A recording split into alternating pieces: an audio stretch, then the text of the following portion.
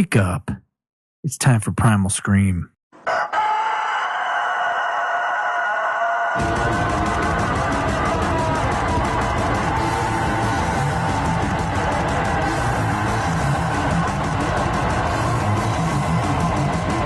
welcome back to the Primal Scream. I'm Matt. I am Todd. And we're doing this again since you messed up. This is take 2. But nobody will know that, so I shouldn't even have said that. That's okay. Kristie Wetjen. Wetjen. Kristie Wetjen. You even did the crazy this is how you pronounce my name, and I still screwed it up. Look at that. On the screen there. That was so sweet. Yeah, well. The T is silent, and I still couldn't do it right. Anyway, Kristie Wetjen is here today to help us understand a little bit more about Newbo Market. There you go. Huh? Good job. You had to focus. I know. The first time I screwed that up, so we had to go back again. But we will be getting into Kristie here in just a second. We're going to learn more about her. Learn more about Kristie? Yeah. How about that? I'm assuming. Yeah, I think she's married. Yeah, that's terrible. Right. Awkward. But if you want to know more about us, go to tpspproductions.com and check out all of our affiliates and sponsors and products that we endorse. Also, one of those products that we endorse is Sweet Raw Joy. Kristie, have you ever heard of Sweet Raw Joy? I actually have met her. She have met Lori. I think debuted her product at the market. Bing. There it is. And there's a little Sweet Raw Joy right there. So if you feel the need, if you need a little something to go with your wine, that goes really great with wine. Well, it's good dark chocolate. White wine, dark chocolate? I don't know. Is that normally white wine's kind of sweet. It's a sweet wine, so it's a little off dry. So who made the wine? Cedar Ridge. It's Ooh, I emailed them. I want to see if I can get the owner on. That would be cool. Yeah. Yeah, well. Since I drink his bourbon like a drunk sailor, I love his gold medal bourbon is fantastic. You have a bunch of his bourbon. I have half a bottle upstairs. Yes, I do. Yeah. I'm trying to be a good boy tonight. Really? Yeah. Good for you. Well, I mean, not like hit the hard liquor. Good boy. I'm going to have beer, but I'm not going to like... No, I'm going to get drunk. I'm just not going to get drunk on the hard liquor. I'm not going to take longer. I'm not going to bring out my round ice cubes and all that. I'm not going to do anything. All right. Well, if you want some sweet desserts, go to sweetrawjoy.com. There are desserts to live for, and you can peruse their catalog. And they just look yummy. I personally, my favorite thing, which is not your favorite thing, but my favorite thing is the key lime pie, correct? Mm-hmm. Yeah, I like the chocolate raspberry swirl is my favorite. Oh, that's really good too. Yeah. The key lime pie, you can get it in a few different sizes, like the tiny little pucks. The pucks. There's a little bit larger pucks. The puck is a perfect description. I'm not sure. That's not very sexy. Yeah, for desserts. I totally agree. Really? But I mean, it fits perfectly though. So I don't know what else we could say. I don't want to call it a dollop. It's like a mini pie. A mini pie. Yeah, and you can get a normal size. And then you can buy like a normal size 16 serving pie. So, yeah, that's what I like about Sweet Raw Joy. Go to sweetrawjoy.com and order yours today. Also, I'm wearing a shirt, and Todd, sporting the sauce hockey. Nice job, buddy. Sporting the sauce hockey shirt. But do you know what JFL means? No clue. No clue what JFL means. Do you watch Kristie? hockey at all? I do not watch hockey, but I was trying to think of something just for laughs? Sure. Let's go with just for laughs. Junior frickin' league, or I don't know. I doubt the hockey people. Well, it's got a goal. It's got a referee. It's got to be some kind of call. JFL.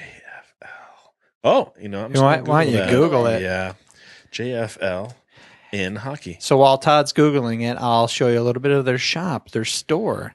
One of the cool things about Sauce Hockey, if you do a purchase through Sauce Hockey, they donate some of those proceeds to the Healthy Scratch Foundation. And the mission statement for the Healthy Scratch Foundation is their goal is to provide underprivileged youth and adults the opportunity to get started in the great sport of hockey. We will achieve this through the donation of hockey equipment for those interested in participating. I think that's pretty awesome. I agree. Even though I don't. They're a great company. Yeah. They're a great company. So you don't play hockey, but you wear hockey clothing? Yeah. You don't watch it? I don't, because I don't understand it. My wife has been watching a lot of it. I'm like, what's spurring this? And she goes, well, we know the owner, and so she said, "I want to know." So she felt guilty. Well, And no, she should learn how to play hockey. well, I'm wearing the shit all the time, and I don't feel guilty about it at all. But she's like, I think I want to know more about this because we're both huge football fans, and so it's like we're missing a big gap. When you say we're both, you're talking about you and your wife, right? Yes, yeah. So I don't watch football. He doesn't watch sports. He I doesn't don't watch watch sports. You totally look like a sports guy. Yeah. I had it's a bad story back in the day. I'm just kidding. It's not that bad. I don't want to make you cry. But if you need to. But if you need to cry. You need to cry. So let me take you back, Kristie, to a time when young Matt had to accompany his father to his uncle's place to watch an Iowa football game. The day started out beautiful and bright, and then the Hawkeyes lost, and the rest of Matt's effing weekend was ruined because my dad cannot handle when the Hawks lose. And I think at that young age, it kind of hit me that people that let sports ruin their day or ruin a weekend, I just don't understand it. Just didn't work for you. Didn't work for me. Didn't work for me at all. Just a fucking liney is what that stands. Just a fucking liney. Why do I want to say it like I have an accent? Will is not here. That'd be like Will is not Canadian here. You don't have to stop it. Don't talk. The Canadian accent. Oh yeah, I'll just say it and then I'll throw a at the end. Yeah. Or an O. Yeah, no. So go to saucehockey.com and you can shop their different stuff, and it's pretty great clothing. I think it's very comfortable. So just about anything. It's the most comfortable clothing I've ever worn.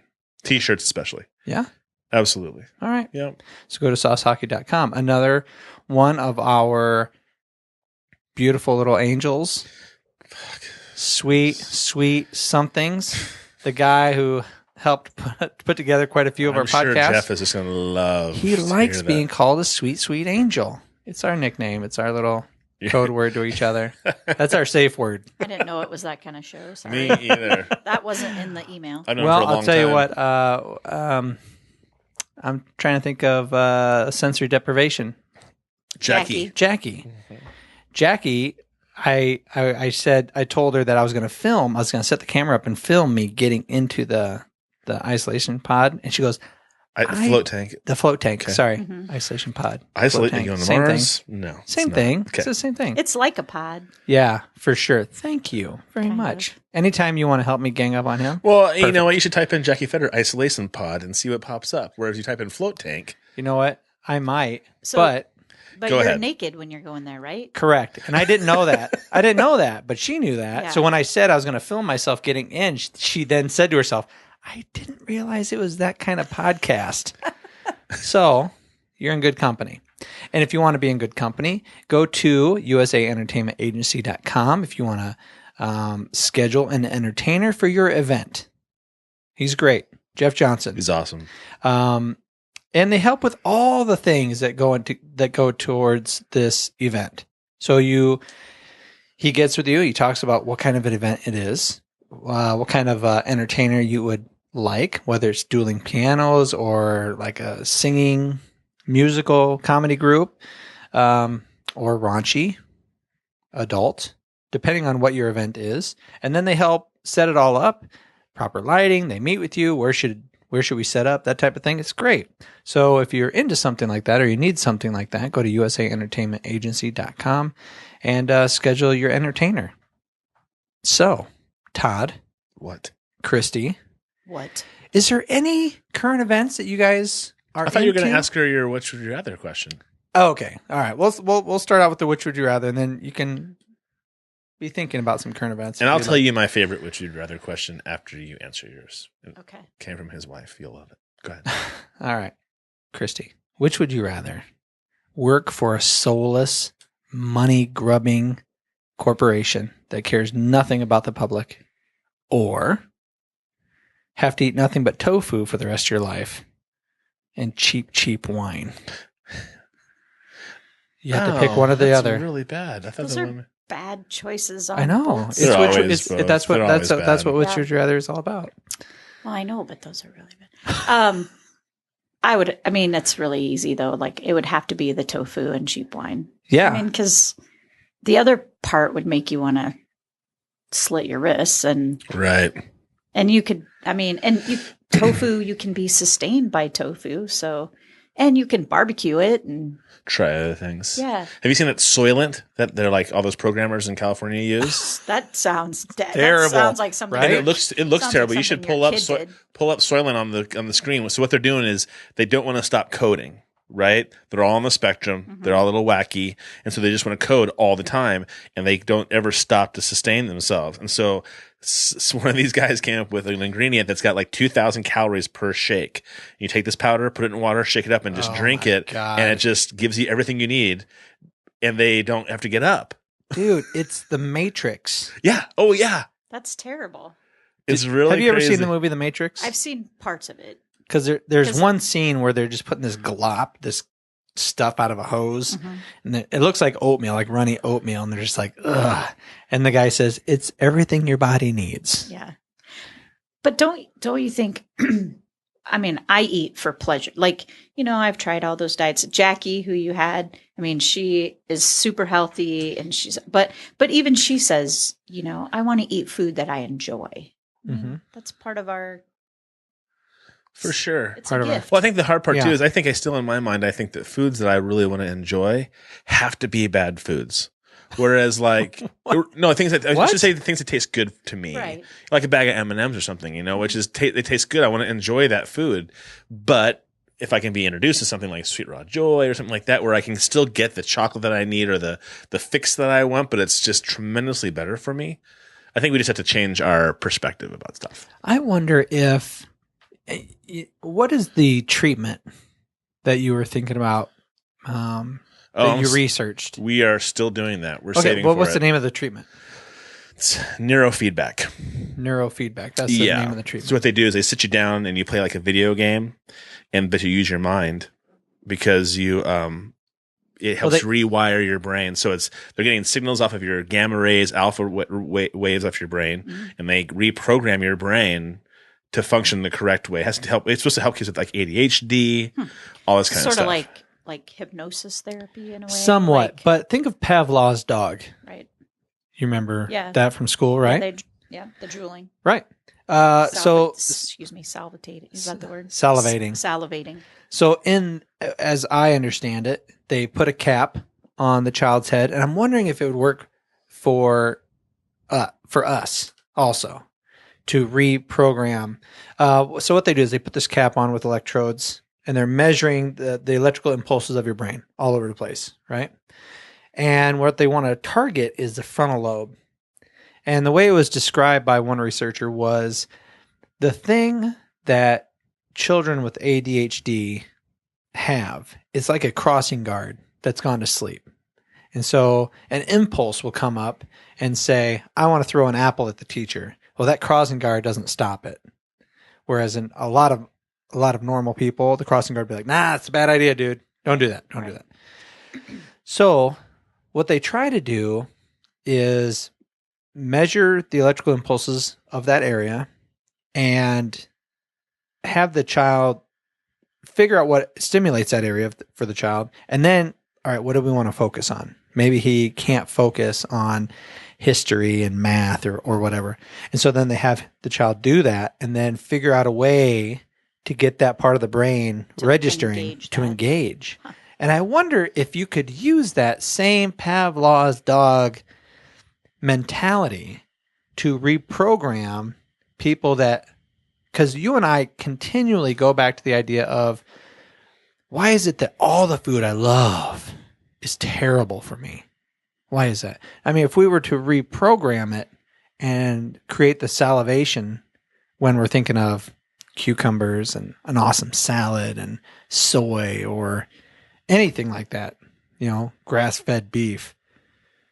I wonder if you could reprogram and actually create those neural pathways in your brain, besides that treatment just working for ADHD, but also working for weight loss. I would imagine that you could change that way of thinking no matter what. Because he says that the doctor I talked to said that after 20 sessions,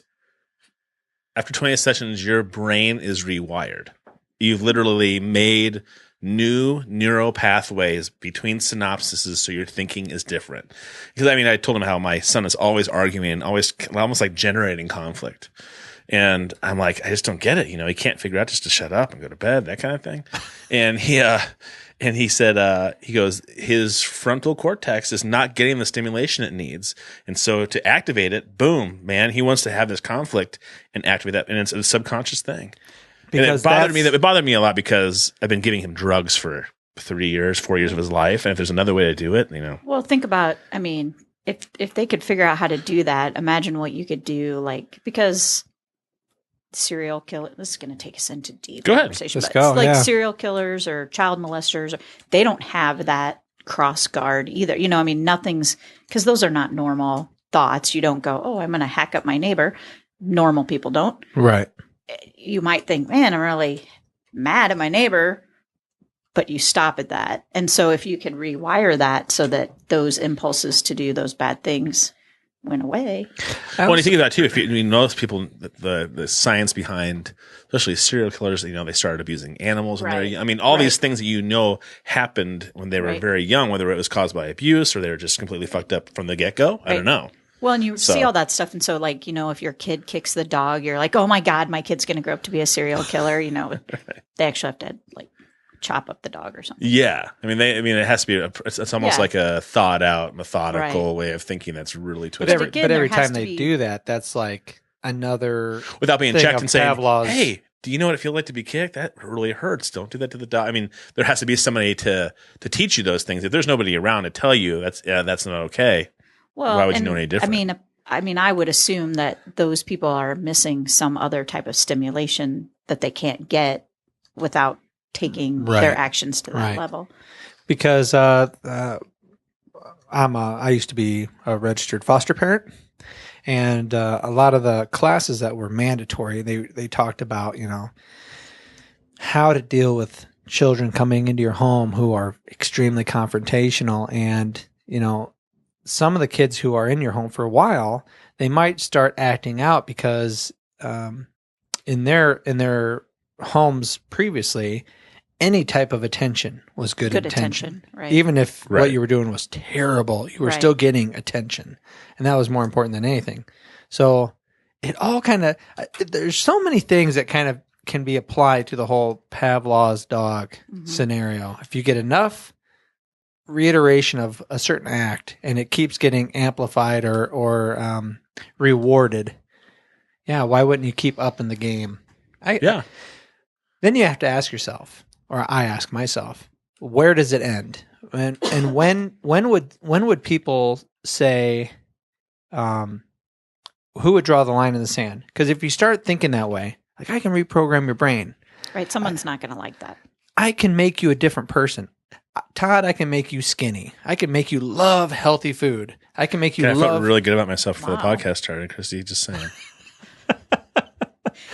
I know that you want to lose weight, so I can program you to do that. I know you've been having some difficult issues with your sexuality lately, Todd. Now, I'm just using you as an example. That's okay. Totally fictitious. Is that Todd's wife calling on the phone? Right. Yeah, exactly. But I can see people taking it to the nth degree. Right. We already have groups that are like, we're going to pray the gay away. Once something like this becomes more mainstream and we start seeing people trying to apply it in all these different areas, I could easily see somebody going, well, let's try to reprogram the gayness. Let's try to reprogram you feeling bad. Let's try to reprogram the depression. Let's try to reprogram your memory. Who draws that line in the sand and who decides, how they feel is normal. Let's not try to reprogram them. And, then of course, there's probably going to be a group out there that says, no, that's exactly how you were made. Right. You don't change them. Don't change it. This is God's plan. You are who God wanted you to be. Exactly. Right. Don't change you. Well, you and I had the discussion over the past couple of weeks off and on talking about Jenner and how I thought the interview that he did was kind of impressive. And I thought it took a lot of guts to kind of change everybody's perception of who you are. He is still embedded in my brain. Because I remember watching the Olympics with my dad as a little kid. And that was when the Olympics was on CBS and they only showed it at 1 or 2 in the morning because that was the only time it was being beamed over from overseas. You could only watch it because it was off time set schedules. I just remember that and him just being this just monster of the epitome of a guy because he was doing these incredible things. And so I thought it was kind of gutsy. And I didn't take it as being, some kind of him trying to make a big spectacle of himself. At the same time, you and I are talking about, you heard of a gentleman who switches back and forth between genders, and he switches back and forth like between genders.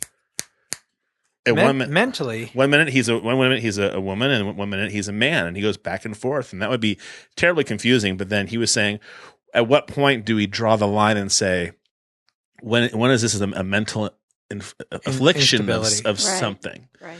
But I guess I kind of consider it the same thing as the whole, how do you see yourself? What is your sexual preference for the opposite sex or not opposite sex?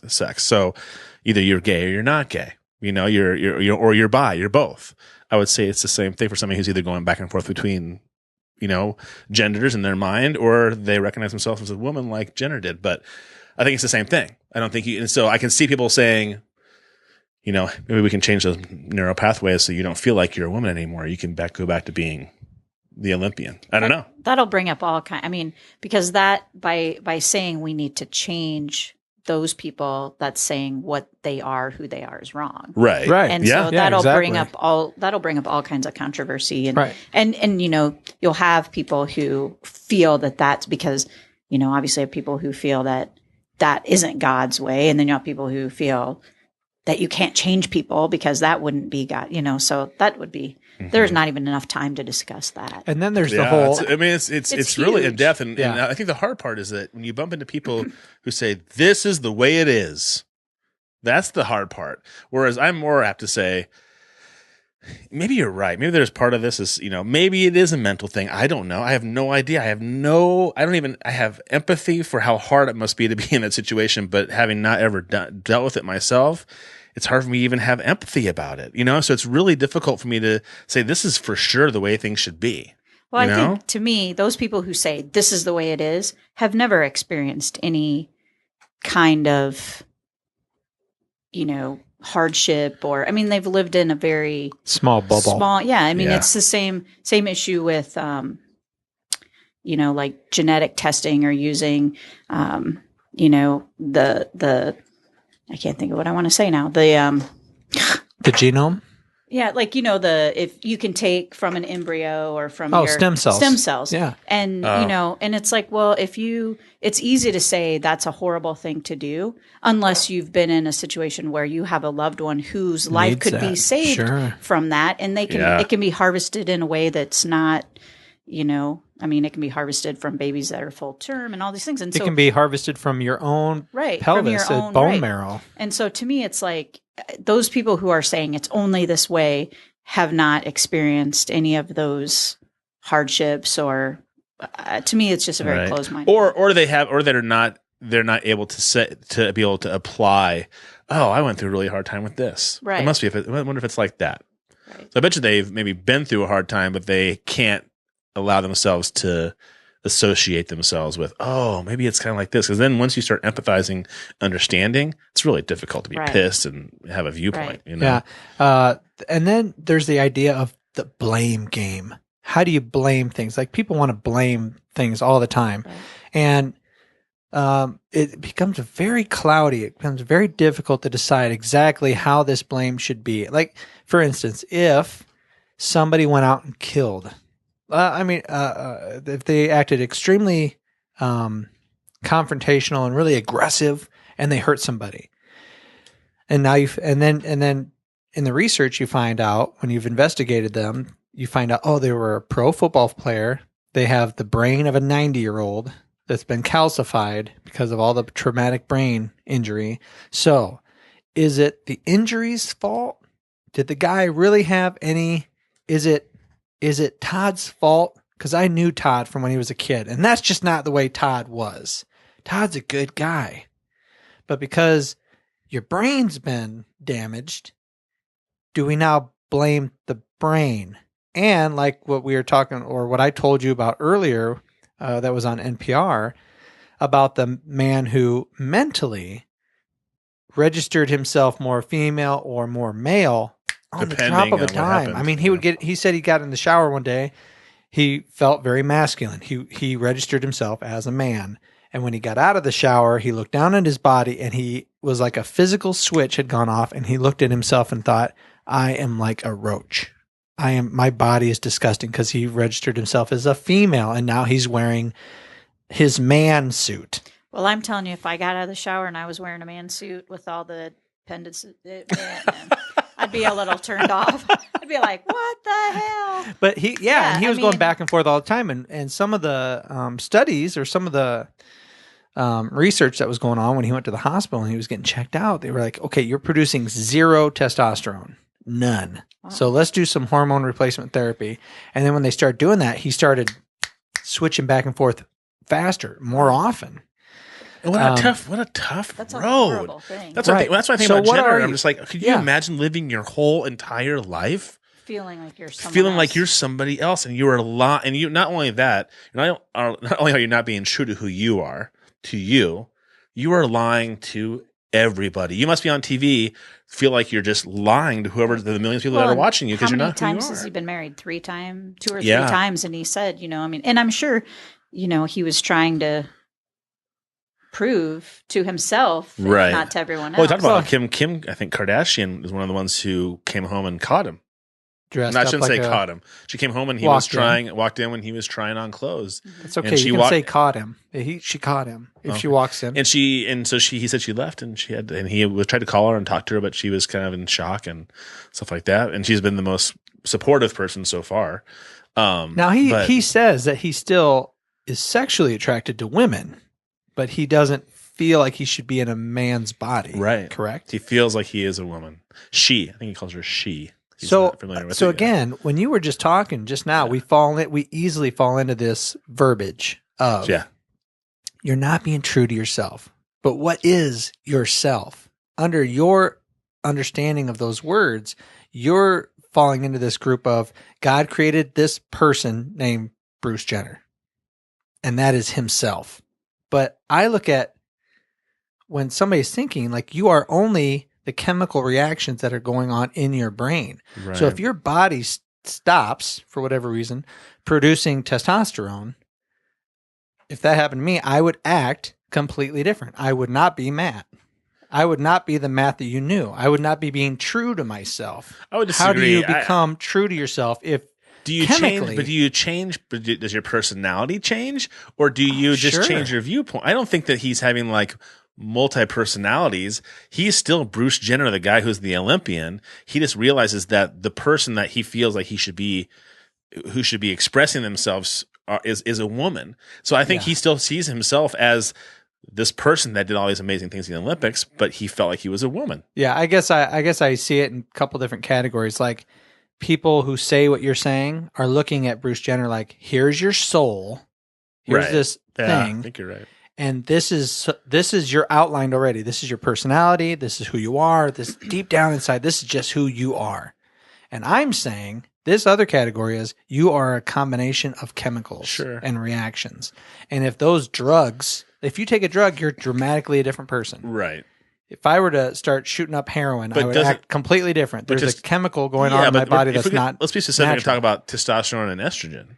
I think, if I start taking estrogen injections and cut back on my testosterone, I may physically change a little bit female-wise, and I may have some of the side effects of having more of a female hormone in my body and not so much testosterone. Okay. But my personality, I think would stay the same. And I do believe in the idea of the soul. As a person who naturally produces estrogen, I would say, let's ask the expert. That would not be true. I think your personality would change.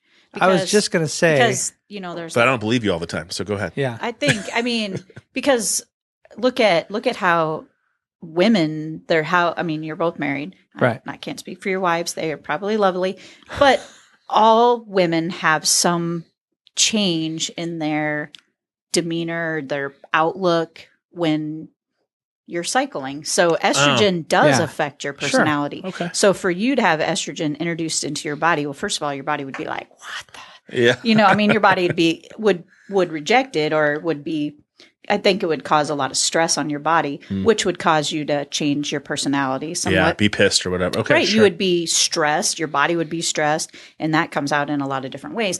And you would just have these hormones that, I mean, there's a reason why 13-year-old girls cry every For time. no reason. Yeah, for Yeah. no Right. reason. Or Okay. women. That So makes I sense. would say that your personality would change. Okay. So yeah, there again, you have these really two distinctive groups. Either this is who that soul is, or you're a combination of electrical impulses and hormones that are being produced or not being produced. I'd say you're both. I mean, it sounds like to me Right. like you're both. So you're gonna be. I think you do have a personality and you do have a soul, but I think the chemical implications can definitely affect that.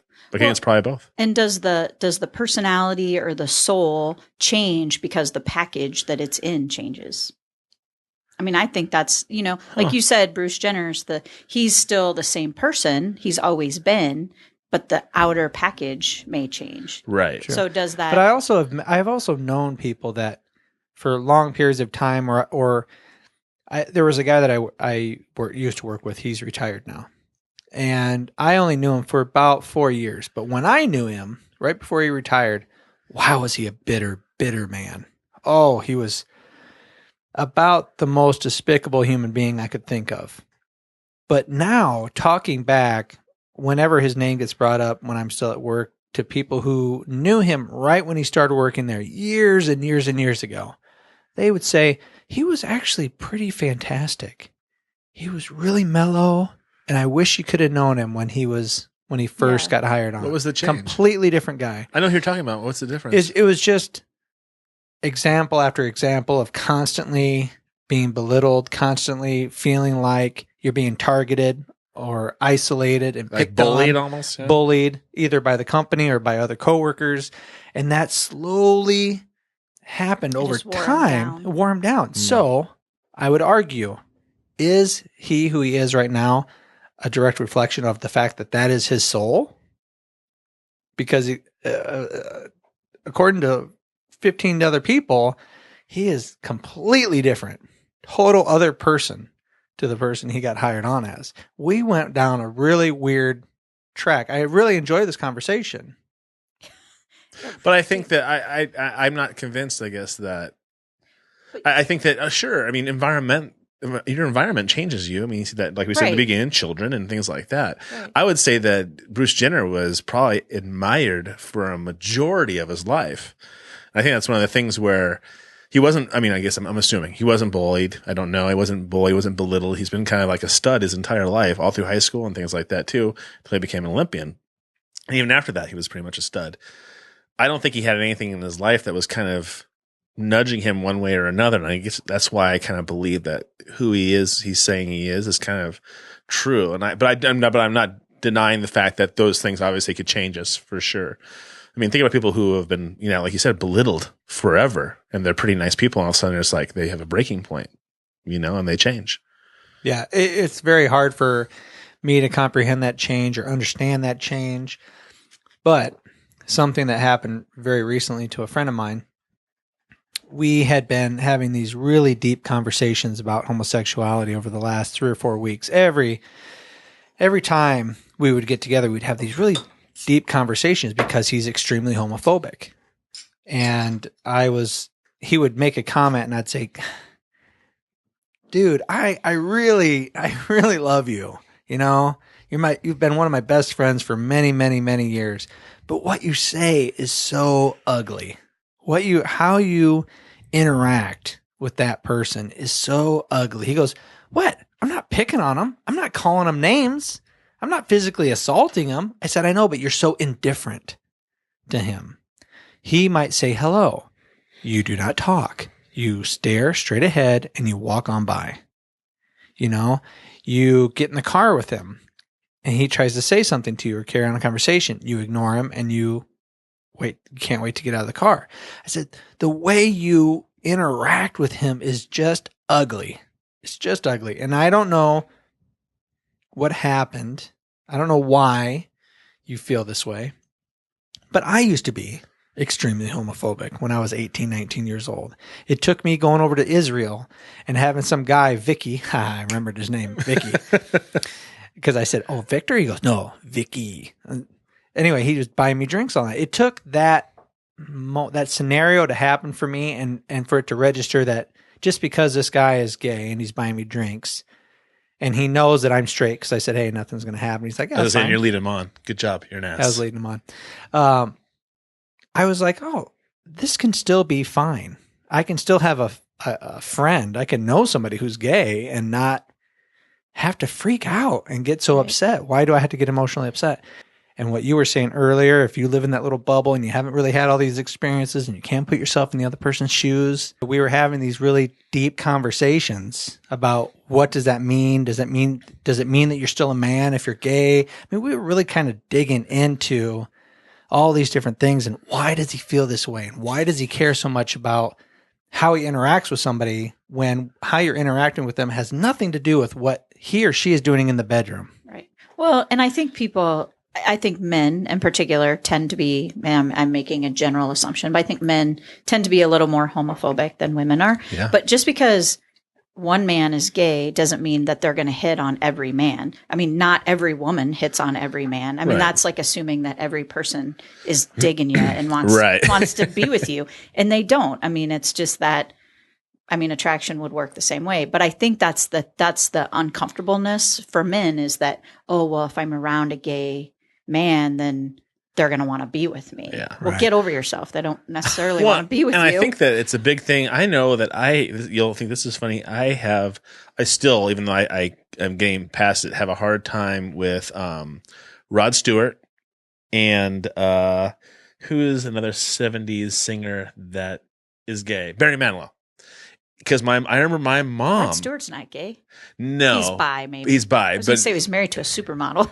Yeah. Who can look like that, Mary? That just tells you what money and fame That's does. what tells you being a rock star. There You're you go. a rock star, dude. You could bag anybody. Amen, man. Anybody who can really sing "If You Want My Body" and You Think I'm Sexy. So I remember my mom's my mom not liking them in the 70s because she thought they were gay. I mean, I remember her talking about that stuff and the Bee Gees and things like that. And that still to this day, when I listen or I hear them, I like their music. But my first inclination is like, oh, they're gay. Even though I'm not homophobic and I don't think things that way. But I'm associated with the way I was brought up. This one little thing with my mother. She's not a horrible person. But and she writes wonderful porn scripts. So what are you going to do? Well, I don't even know how to address that. So think back to Rod Stewart. So I grew up, we're probably similar age in the 70s. And even though we had no internet, we didn't have the TV shows like we had, there was a rumor that always went around about Rod Stewart. I'm not going to say it but it's probably the same thing your mom heard. Probably. And it's like, how does that stuff circulate in the 70s when you had a dial telephone and, there was no entertainment tonight. Plus what, no one's going to say on Entertainment Tonight that he, was yakking up whatever, know. So how does that circulate in the 1970s to every small town in Iowa? It's almost like it's almost overly influenced now. Mm-hmm. It's like Chris Bass, who you marketing. We're all being marketed to all the time. It's a pretty common knowledge that David Bowie and Mick Jagger had a relationship for a while. That's pretty common. And I should never say anything bad about the Rolling Stones or him, but I don't know why she was picking on the Bee Gees or whatever. But I know that influenced me. And I know that if there was a time in my life when I was homophobic or I used the term fag, things like that, that's what I related to, was this bad, that's not okay. That's not a good thing, so to speak. So, yeah, I actually got a lot from, I watch Louis C.K. Oh, God. Louis on Comedy Channel. And have you watched every season? No. This was in the first season. I saw one of the episodes in the first season. They're sitting around a poker table, him and all his comedy buddies. Oh my God! You'll need to watch this when you get home. See if you can Google it because it's incredible. And one of the guys is gay, and he's very open about being gay, and everybody is asking him gay questions. Hey, what happens when you guys do this? What happens when you guys do that? And one guy right next to him is like, he's going, so faggot, does it upset you when I call you faggot? And he's just really brutal about it. I think it's Jim Norton, the comedian Jim Norton is the one who is, yeah. And the guy who is gay, and I don't know his name, I apologize, says, no, I'm fine with that. yeah, it reminds me of every time I was beat up as a kid, because faggot is primarily what people are screaming as you're getting kicked and hit and beat up. So every time he goes, so it doesn't bother me at this point in my life, but just try to keep in mind that when you do say that, there are boys and grown men who, when they hear that, associate that word with like being, a kick. yeah, with being beaten up the worst times of their lives. And then he said, fag or a faggot is actually a bundle of sticks that you light on fire. That you light on fire, like kindling, right? And the reason why that's associated with homosexuality is because they used to burn not only witches back in Salem, but they would use gays as kindling for the fire. And they would burn them like bundles of sticks. And the term flaming faggot is where that comes from. He goes, so when you say these things, understand that there's so much more that goes into that word than just you yelling the word. Mm-hmm. And wow, was that profound for me. Wow. It was I wasn't expecting to be so moved and from a Louis C.K. show. Well, but think about the N-word. I mean, think about if you've ever seen the movie Roots, which I was watching in the 70s. I mean, when you understand the reason why that word is used to dehumanize a group of people, just like we do with any other slang term for people when we're at war and things like that, that's the thing that kind of hits you. It's not just a rap song. I understand why they want to use it, and they're kind of trying to take a word and change it and stuff like that. I understand the concept behind that.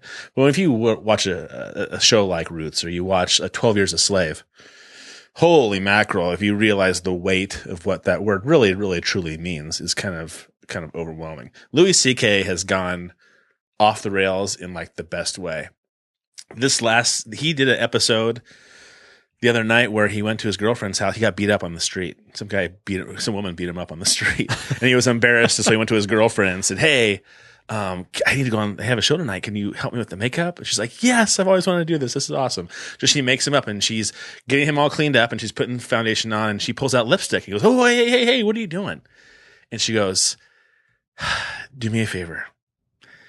Let me dress you, make you up like a woman." He's like, "No, I'm not doing that." And she goes, "If you let me do that, I'll have sex with you, and you won't be able to walk when you get out of here. I promise you."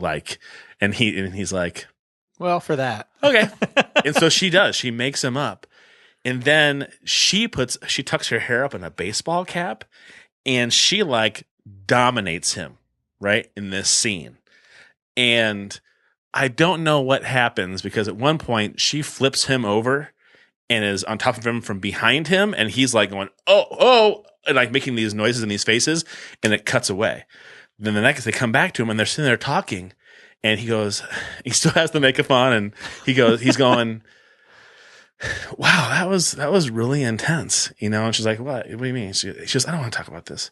He goes, "No, that was really an intense, intimate thing." Wait a second. He's saying he's talking about it, and she says, "I don't want to talk about this."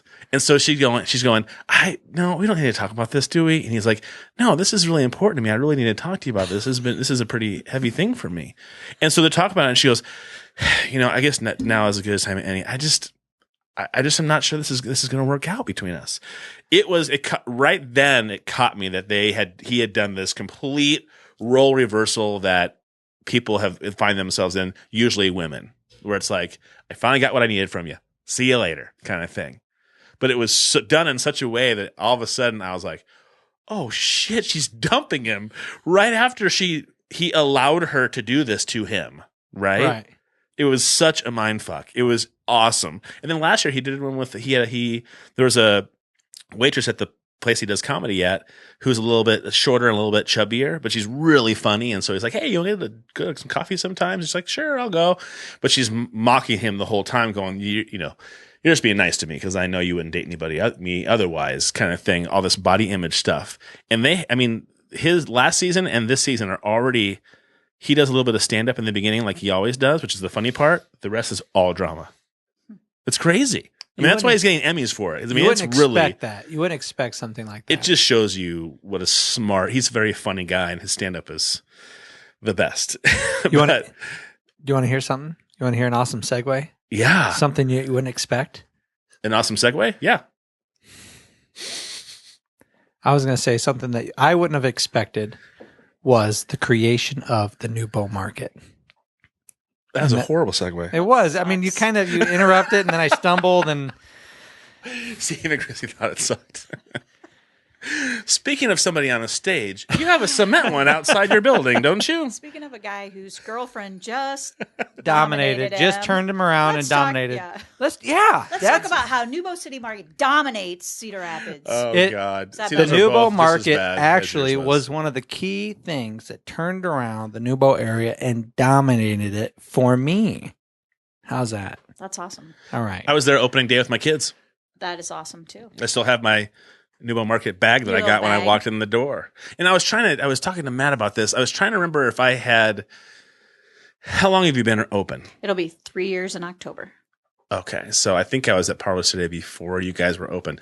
I was, because my kids and I were looking at the playground thing, the posters that saying, the billboard saying this is going to be in this area.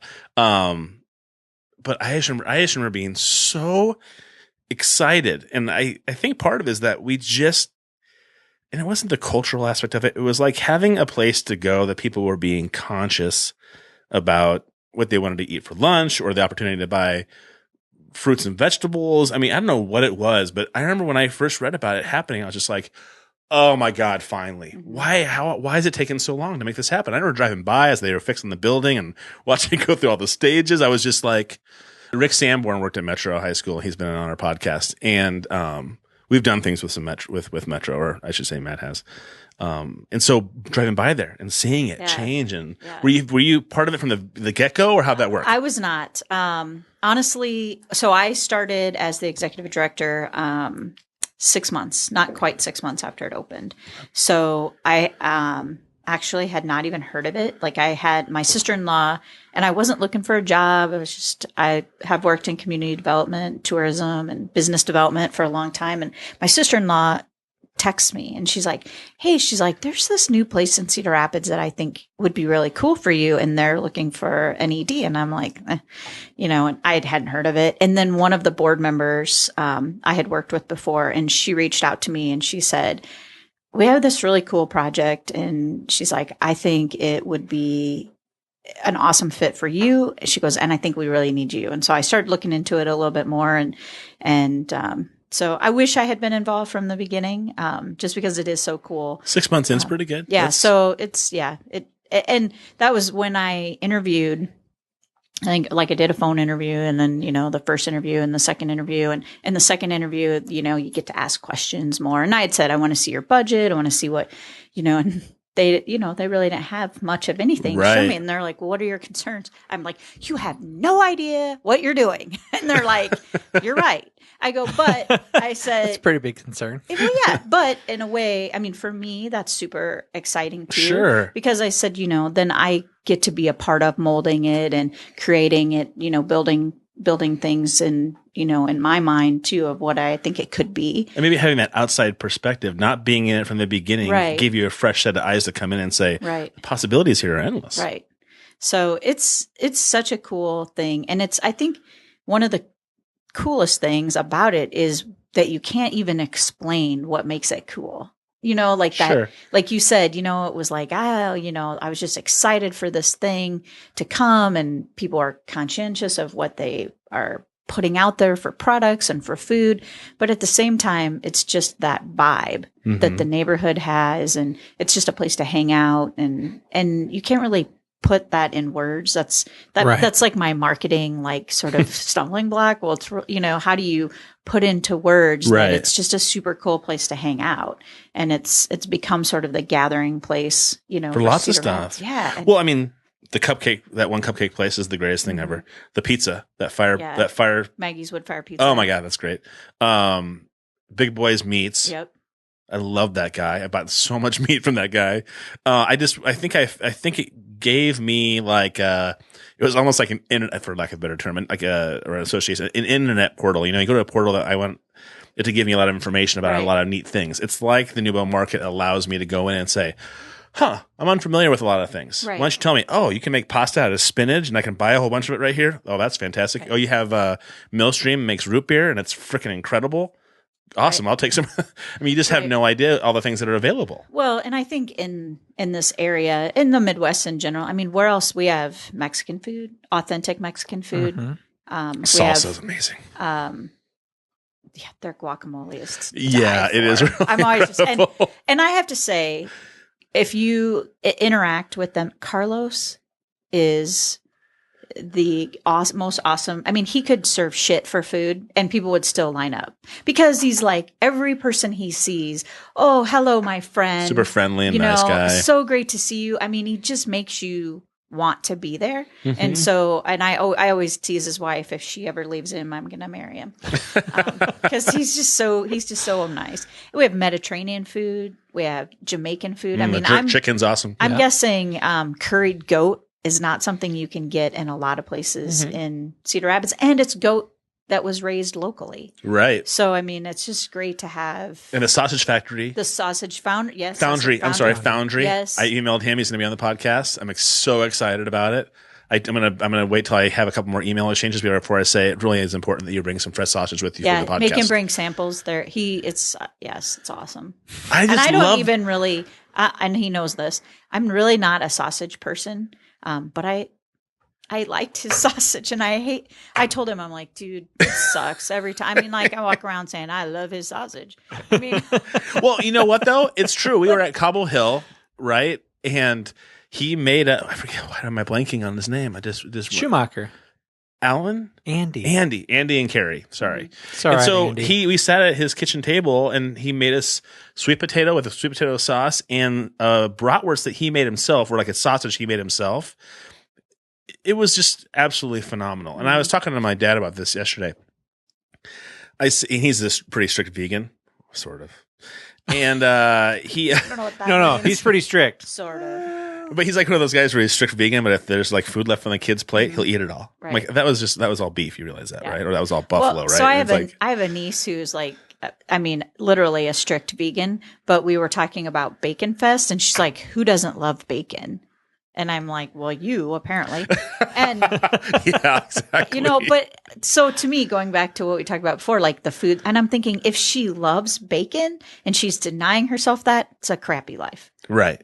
I agree. Because you can do it the right way. I'm sure the gentleman, I can't remember his name, who owns the sausage foundry. Steven, he buys locally, right, humanely raised pigs. Right. He buys his meat from Big Boy Meats. He does? Yeah. Oh, awesome. That's why their booths will be together.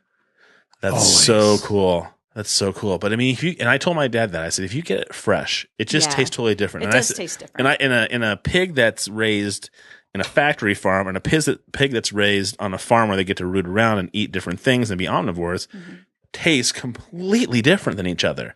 And I am assuming that wild pig, which I would love to hunt a wild pig. That would be cool.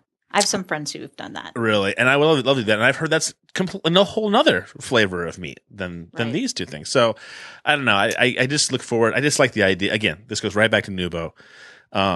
That how else would we find out about these things unless we're going to bump into them? Or you talk to Quinn at Lionbridge Brewery and he tells you about it. Or you talk to, he's the one who told us about it, correct? Wasn't Quinn the one who said? He does Steven makes sausage for. Right. So Quinn's the one who told us about it. And so I was like, oh, how would I have ever known that if I wasn't drinking the greatest beer in Iowa and in America? It is American Craft Beer Week. Oh, so good. Next week is. This is Iowa Craft Beer I have a Week, couple bones to pick, though, with you. Okay. Lady. You can start swearing now, by the way. Yeah. Why or when is there going to be more days that the place is open? So, why? Well, why? This thing's driving me crazy.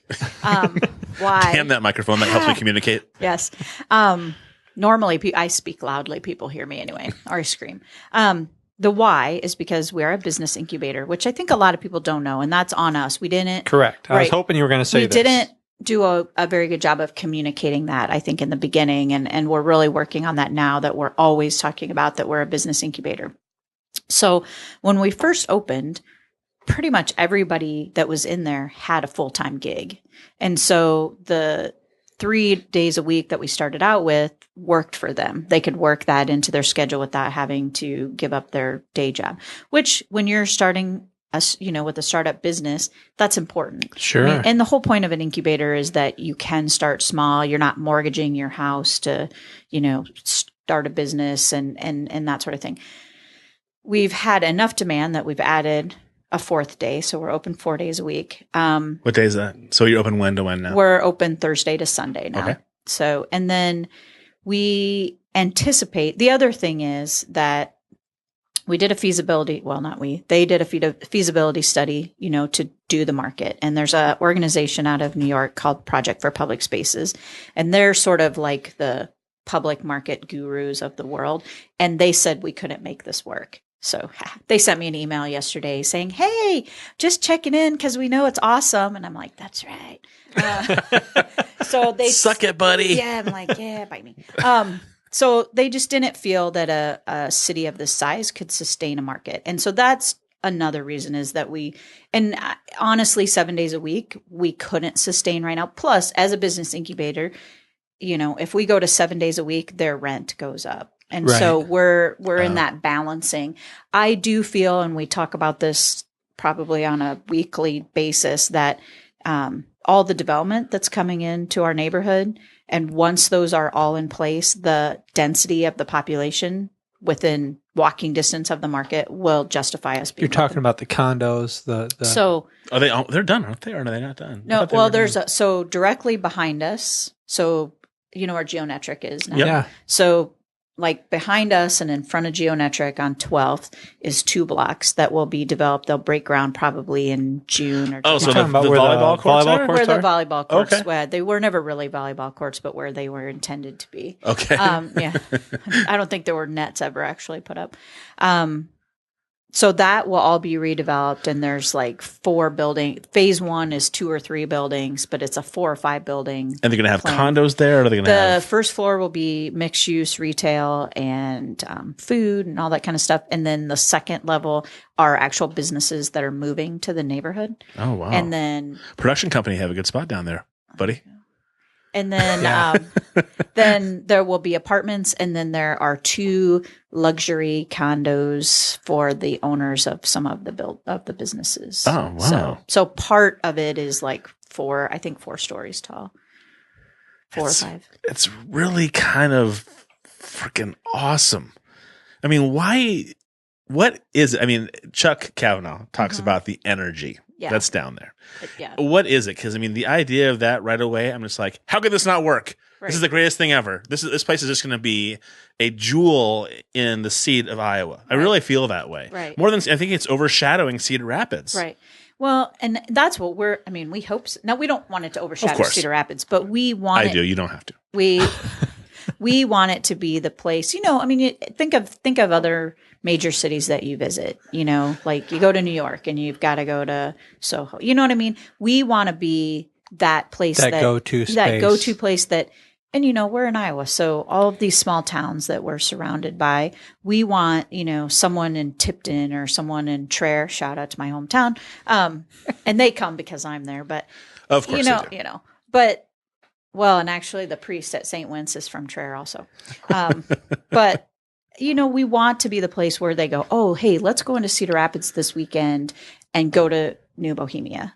And so we want to be that destination neighborhood that draws people in and creates economic vitality for the entire city. Sure. And it's a really cool place. I mean, for me, I've been there 2 years now, and it's just cool. You live in CR? I do not. I live west of Iowa City on a farm. Oh, so awesome.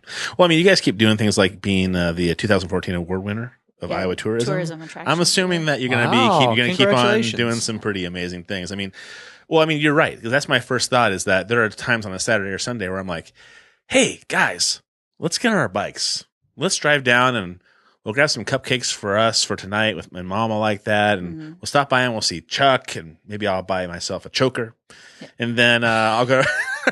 Well, at least he didn't say he was going to buy one for his mom or my wife. Yeah, we were talking about gilfs and milfs last podcast, and then she brought it up this time. Go to Parlor City for lunch. You know what I mean? Right. It really is a place that's fun to go to. Well, I mean, I think so.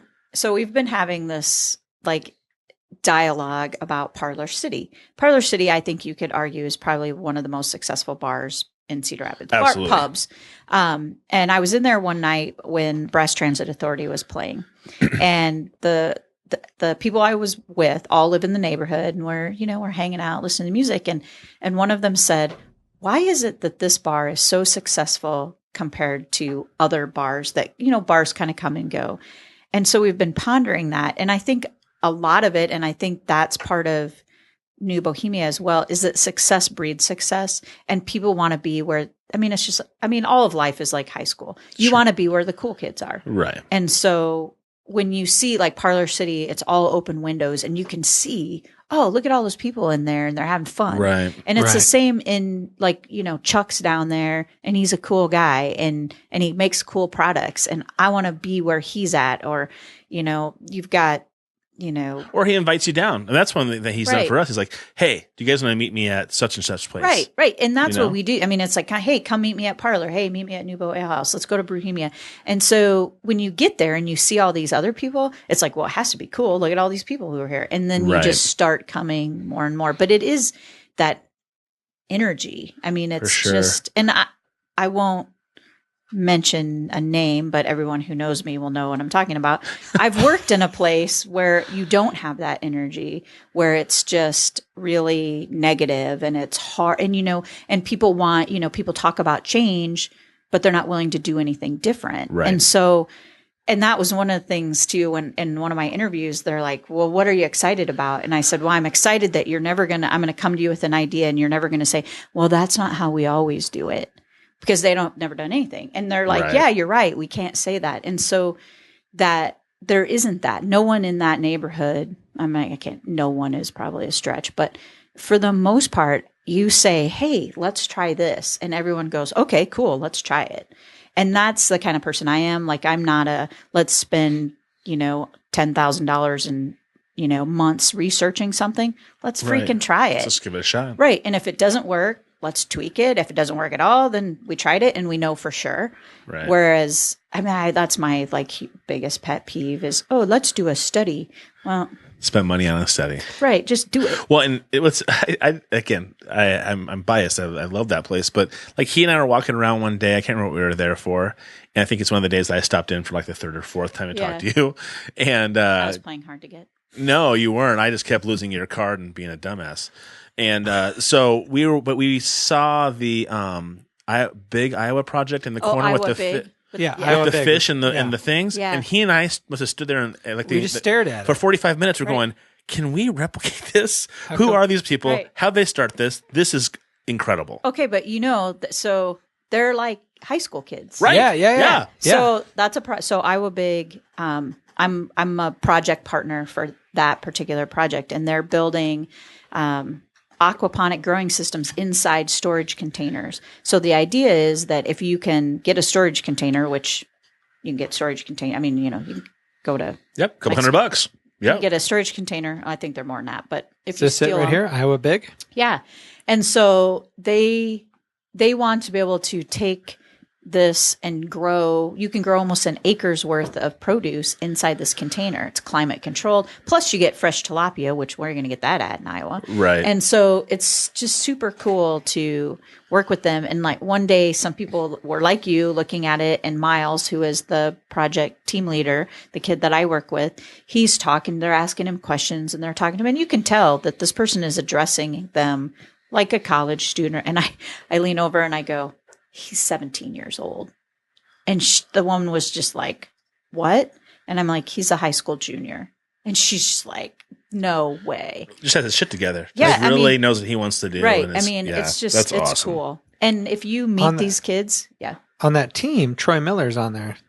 This guy right here? Yep. I see him at Million Cups all the time. This guy. Yeah. That's weird that brings a picture in front of his face. That's maybe a bad idea. It's maybe a bad idea. But yeah, he seemed. I was just really surprised to see. I'm sorry I interrupted you. I was just really surprised to see him on that. It doesn't surprise me, I guess. He's always at Million Cups, and he's always somebody asking questions. He's always very engaged. Well, that's what he said, the tilapia thing, because they're talking about how tilapia, if you buy farmed tilapia, it's really bad for you. But it's because the fish are swimming and living in their own waste for a majority of their life. Yeah. Whereas this pulls it out, feeds plants, drops in fresh water into the fish. Right. You're going to have better fish. Right. And so have they built one of these things? We have a meeting tomorrow. Render Connect is bringing the container to the market. Where the heck did you find that? Are they going to look at that picture, huh? Snazzy. That is a horrible picture. Why? I don't even know where they got that from. I don't know. It's probably, I think that's my LinkedIn picture. I need to update that. Goddamn LinkedIn, man. I must get 10 emails from LinkedIn a day. Yeah. Anyways. So, okay, look at that second picture there. Go with Kim Reynolds. Is that Mackenzie? So I think I can't tell if that's her or not. So the first student that I ever really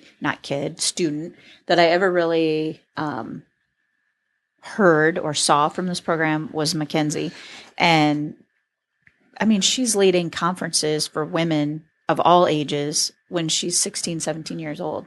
And now she's training lieutenants to take over her program because she's going to go to college. We've heard about this before. Yeah. We've heard about her before. TED talk on, what she's told, the story she told at this event I was at was she was in high school and she's like, I was sick and tired of watching these girls follow their boyfriends around the halls like little lost puppies. And that it just was appalling to me that girls acted that way. So it's a whole empowerment thing. And she did this whole Gussie Down thing. And she got like KCRG and all their anchors. Jackie Federer talked about it because she helped start the girls running thing that Maya did. Girls on the Run. Girls on the Run. My Girls on the Run. My daughter just finished her 5K. Girls on the Run. Went and ran that. I was going to say, I know we have heard somebody just talking about her. Yeah. Wow. It's super I want to go to this Million Cups thing. I got to go. I've never gone to one either. I need to go because it's right across the street. It's wonderful. It's every other Wednesday. It would have been today. No, yeah, today. Today's Wednesday. Yeah, right? Yeah. Oh, yeah. I'm just looking at my computer. It's Wednesday, so it would have been today. And it's every other Wednesday down at the Geometric building. Well, if you take and you just walk in. It's very nonchalant. It's very casual. There's too many things because it's like there's just so much. It's like it's a nucleus down there because it's a breeding ground for creativity. We were because we were talking with Steve Shriver. We were in the back of Bruhemia, and we interviewed him. And as we were packing up to leave, he's like, "Oh, is it Dan or Dave who runs the accelerated program?" It's like, this is the Dave guy. Tyminski. Dave. He goes, "This is Dave. He runs it. You guys should talk to him about being part of the accelerator program." We're like, "Oh, hey, nice to meet you." And then he started going to a Million Cups. While he was there, he met Lori Shannon Ellis from Metro High School, which he's been doing a project with as well. I mean, it's like all these things kind of like, well, we had been talking about going to Metro before that, but then he's met a teacher from Metro at a Million Cups, and that kind of initiated a lot of things. So I mean, there's just so many things happening. That's the cool thing about that neighborhood. So Steve, Dave, and I are all on the New Bohemia Group board, which is like our neighborhood association sort of thing. And it's like, so Dave and I, and then Scott Swenson, who is the director of the Small Business Development Center and works with Dave and this, like when Will was here, he's worked with him. And we're launching a youth market as part of our farmers market. And so it's just so cool to be in a place where I can pick up the phone or send a message and say, hey, I want to do this project for kids where they can write a business plan, develop a product, and then they can sell it at our market because we have the facility, we have the venue for them to do that in. And they're both like, absolutely, let's make it happen. So it's just cool to be in a place where everybody always says yes. Right. I'm always amazed at how many things I hear that Steve Shriver is a part of. And how do you have time, Steven, to do all these things? I don't understand it. But because the idea is somebody coming to him with something and him going, I think that's an incredible idea. If I can help you, I'll help you. So he's involved, but he's not like leading the whole entire thing. I know he's involved, but he's also involved heavily in the entrepreneurship program, the Kickstarter, the accelerator program. Yeah. Heavily involved in that. He's got his own business too, which he can run without him. As he clearly stated. That's correct. Right. Which is that's really the key to success, I think, is that you create an operation that runs without you, that it doesn't need you to be there all the time. Who was the one who said that they listened to it was Brad Potter, who owns Stone Concepts. He'll be on Monday's podcast. Iowa Stone Supply. Should I edit that out? Or is that no, that's all right. I mean, everybody fucks up. You just do it more than most. More than the average person. More than the average bear. Perfect. Talked about listening to that podcast with Steve Shriver and talking about his business and how it should get to a point where it doesn't rely on you. Mm-hmm. And that's really what the point you want to get to. And he's like, and I had never thought about that with my business before. And he's got an extremely successful business. Yeah. If you have to be the glue, if you have to be there for it to function. Well, and my brother owns his own business as well. He's down the street on 3rd, but he really wants to be a Newbo because it's just cool. Everybody does. I know. But and that's his thing too. He's like, you have to figure out how to basically make money without you always being the person making the money. Mm-hmm. You have to figure out how to make it work and how to make it operate so that you're not there. Otherwise owning your own business you don't get to enjoy the rewards. Right. If you're stuck there. Well, see, Chuck's always at, he and I talked the other day and he said, you guys still looking for you guys thinking about space? And I'm like, we're always daydreaming about having a studio somewhere. We'd love to do that. But at this point, it's perfect here because it's not costing us any overhead necessarily every month. Our kids are all like crazy. Yeah. My kids and his kids are all the same age. They all play together. It's super convenient, but then you hop into things like Steve said on his podcast where, when your business is at home, you tend to do a lot of work at home. Mm-hmm. If your business is somewhere else, you go there, you take care of business, and you get out because you want to go on with your life. And so we go back and forth all the time. And the hardest part for us, I think, is Chuck's always like, the creativity and the people down here is just so kind of like, magnetic that it would be great if you guys had something down here. And I'm like, yeah, but it's got to be a business feasible thing for it to work. Yeah, the courage that people have that can just say, I'm trying to think of the life coach. Jennifer Murphy. Wow. Down at he used to not be very good at that. Down at the Cherry Building. Mm-hmm. For her to have a 6-figure salary and then say, done. Yeah. What are you going to do now? I'm going to be a life coach. And I'm going to make a 4-figure salary. I thought it was a 3-figure salary. No, she was she made it, but I mean, still, that's like topping out at $9,000 a year. Right. Mm-hmm. So, okay. You're right. You're right. But you're right. To leap off and say, I'm going to do something else completely different. God, the courage that would take. And it makes my heart tick faster just thinking about it. I wanted to get back to this before we get too far away from it. You described Newbo Market as a cultivator, a business incubator. Right. And how does that work exactly? And so when people want to start their business or they want to grow their business, how is that an incubator? How does that work? Explain it in detail. An incubator has, and honestly, until this year, I mean, it's basically been lower rent. It's a below market rent that people pay. And there are other services that are provided by an incubator. So we do, marketing for them.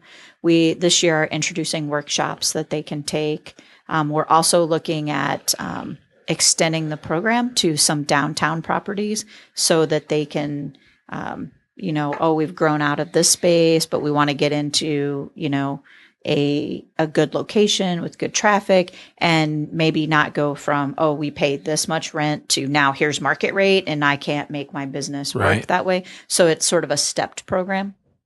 So an incubator, and I mean, the statistics, and it's phenomenal, but the statistics of business success starting in an incubator versus just starting on your own. I mean, 90% of all businesses that start on their own fail. But if you're in an incubator, your success rate goes up substantially. And so the idea is, one, there's traffic that's coming in. So you're getting your product in front of a lot of people. And you didn't, again, it's that, like you're talking about, the life coach, going from, this huge salary to almost nothing. Starting a business can be very costly, particularly a food related business. I mean, if you're going to start a restaurant, the vent hoods that we have 7 vent hoods. We paid for them. They just leased them. And it's like a $35,000 investment. So literally when I say you didn't have to mortgage your house, you really, unless you've been, working at, someplace with a great, retirement or, stock option, you're spending a lot of your life savings or mortgaging your house to start a restaurant. And so this gives them the opportunity to do it because, again, some of them will still fail. Some of our businesses will fail. Not everyone's cut out to be their own boss. A lot of people go into it thinking, oh my gosh, I got my own business. That means I don't have to hardly ever work. No, you have to work 5 times as hard. Right. It's so much harder. And a lot of people just aren't prepared for that. And it's funny because probably the number one thing that people come to me and they want to start is a bakery. Oh, I've always wanted to start a bakery. And I'm like, so you want to get up at 4:00 in the morning every day and bake? And they're like, no. And I'm like, that's what you have to do to own a bakery because people want cinnamon rolls at 7:00 in the morning. Right. And unless you're baking them the night before, which would suck. They want them hot. They want them fresh. So that's what you do. And so I think a lot of times people don't think all that stuff through. Mm-hmm. So we have a process that helps them with that. Like they're required to have a business plan. And generally they write a business plan. I go through it. Scott Swenson this year, prior to the last 6 months, it was just me. But now Scott comes in and we look at it and we almost always send him back and nope, we need more information on this. And nope, you need to think through this more. And we need more real numbers. So they have to have a good business plan. They have to have a good marketing plan. And some of them, because we have the farmers market, some of them already have started a business and have the ability to, they've already tested their market and they know who's buying their product. So another one of our new ones is Dumpling Darling, and she is darling. I'm like, oh my God. I'm like, you should just put your picture on everything because you're so damn cute. And so she makes Korean style dumplings. She graduated from college. And I've never had dumpling in my life. I had never had one either. At all. And she has a storefront there. She sells dumplings or she makes dumplings? She makes them herself. Oh, and they're sort of a fusion thing. So they're not all Korean. Okay. Like she has like a cheeseburger one. She has a sriracha pork one, vegetarian. But she went to Korea to teach English after high school or after college, went to Korea, fell in love with dumplings, found a woman to teach her how to do it before she came back to the United States, started doing it at farmers markets, and came to me and said, I would like to open a business in the market and really start to. She's distributing at New Pie now. I think Hy-Vee just picked up her stuff. You mean New Pioneer Co-op? Yes. I want to make sure Matt understands what you're saying. Right, because when I saw the email, it said New Pie. I'm like, God damn it. Another business I've never heard of before? New Pie. It was an email from somebody else. I was going to say, I didn't send you an email. Yeah, it was an email from somebody else, but it said New Pie in it. And he was highly confused. Yeah, no, we're not the same. I was very confused. Well, that's right. We'll see. I've heard Joe Rogan had a podcast with, I forget the guy's name. Well, I'm glad you brought it up then. Who he loves dumplings, and he takes all of his friends who come to LA. Mm-hmm. There's like multitude of dumpling places because they're his favorite thing in the whole world. Right. Well, there's not another dumpling restaurant in the state of Iowa that we know of. So, so it's just super cool to have. And again, she tested her product at the farmer's market. She developed a following and took the next So step. it's Dumpling Darling. Dumpling Darling. And where is she located? She's going to be on the podcast. So, well, she's that's way pretty cuter than me. No, I want to hear her story. That story is awesome. Story. Yeah, and she's sweet. So when you come in the front door, the coffee shop is right here, then and then there's 2, and then she's right there. She was the cheese ladies. Okay. We call them the cheese ladies, Newbo Cheese. Yeah. One of them moved, and the other one they're just busy, so they left. And the cheese is still there. It's at Greyhound. deli now. But she's in their space. And what's the success rate kind of been for you, ballpark figure, of businesses who have come in over the last 3 years, started out there and have kind of moved on in the incubator and become, I don't know, moved on and stayed in business probably be the best? We have 1, 2, 3, 4, 5. Right now we have 5 of our businesses that have currently have other locations or have completely moved out and are running a successful business right now. Can you name them? A couple of them? Yeah. Well, that one cupcake place has a second location. Oh, they do? Yeah, Where's that it's at? up in Hiawatha by Oscars. Right by the Casey's on the corner of Center Point and Boyson. Yeah. Right by CrossFit 2.2. Amen. I'm going to start lifting weights and getting freaking cupcakes. That's the whole point of working out, right? Thank you. You're absolutely right. Yeah. Greyhound Deli now runs the cafe in the library. Oh, cool. So they have 2 locations. Caribbean Kitchen has 2 locations. Great America Popcorn, and the Chill, which were in the very front in the beginning. They're in one of Jelinek's buildings across the street. Okay. And then actually, how many is that I just named? That's 4. 4, I think. There was another one. Well, I counted Great American Popcorn and Ice, the Chill as 2. And then we have 5 of our farmers market vendors who have opened up storefronts this year. So they skipped a step. They went right from the farmers market to storefronts. Oh, wow.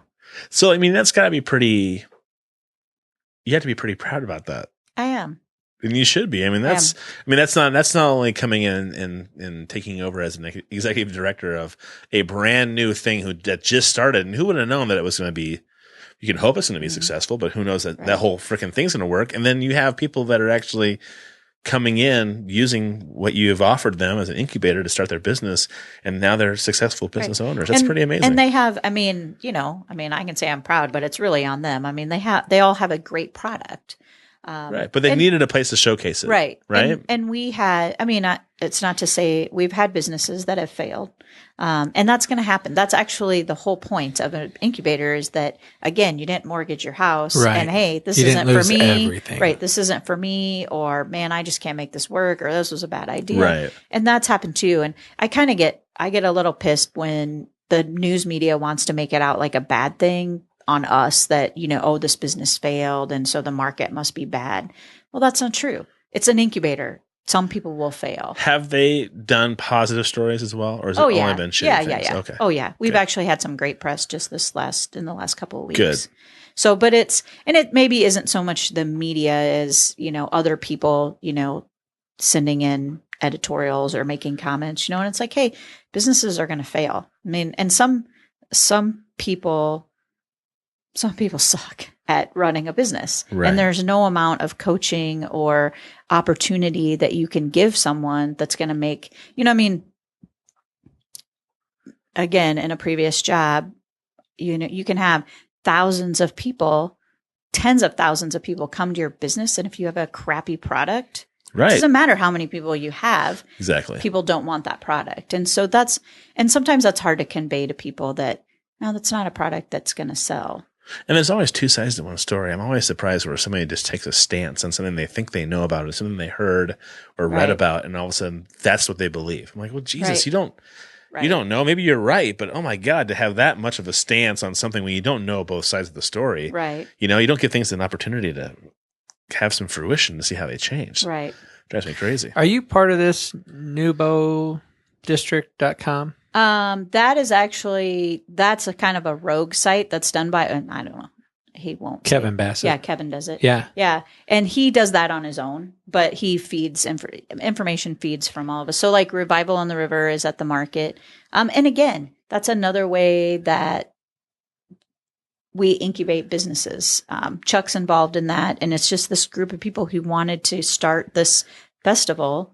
And we said, hey, why don't you start it here? We have this great facility and it's cool. So so Kevin does that. We are working on a website for the New Bohemia group where all the businesses filter in, and populate a calendar. And so the idea is to have one voice. And that's what How about, and then what's friends of Newbo, the ones that do like the health yoga classes out. Meet me at the market. Meet me at the market. Yeah. Okay. Yep. And that's another thing that they kind of have Newbo in its name, kind of thing. That's actually one of our programs. Oh, it is. Yeah. Okay. And so that starts tomorrow is the first one for the season, and that's you can.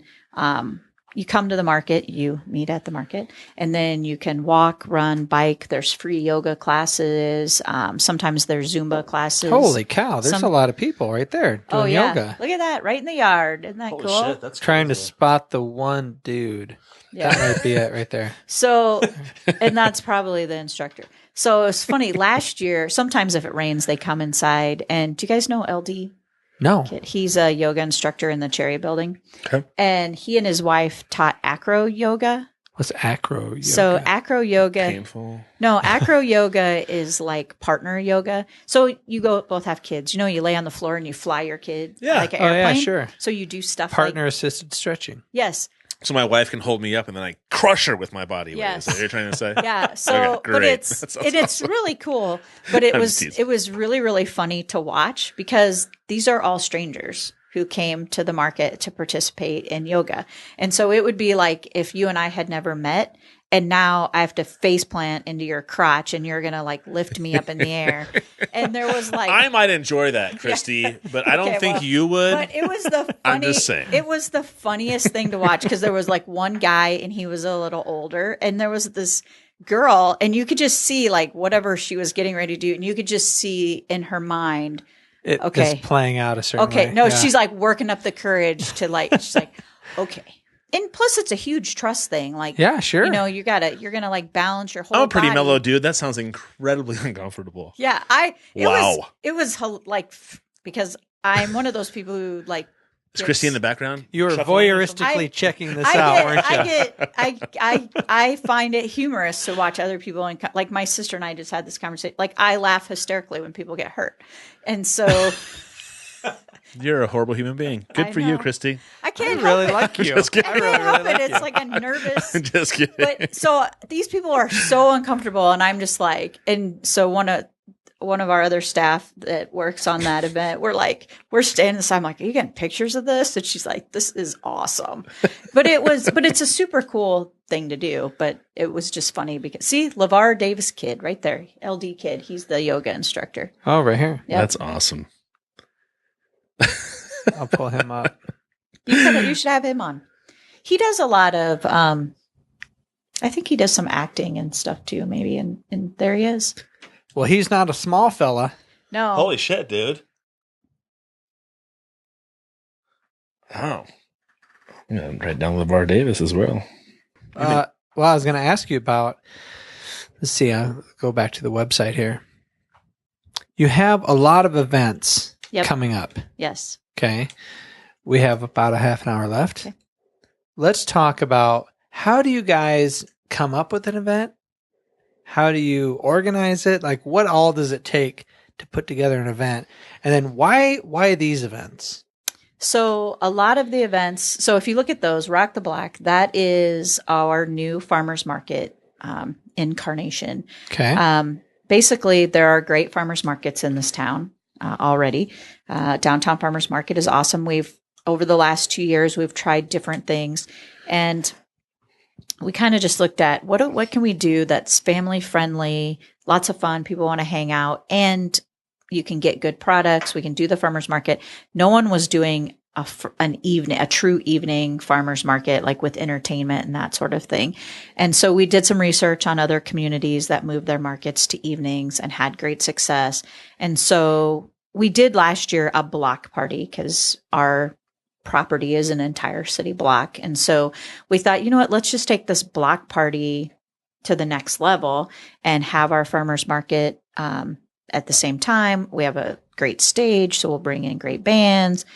We've got room for kids' activities. We've got a learning garden. So that event was something that we just looked at. What are we already doing but isn't maybe working to its full potential? And how do we tweak it and take all of these components and give them a platform in which to really shine?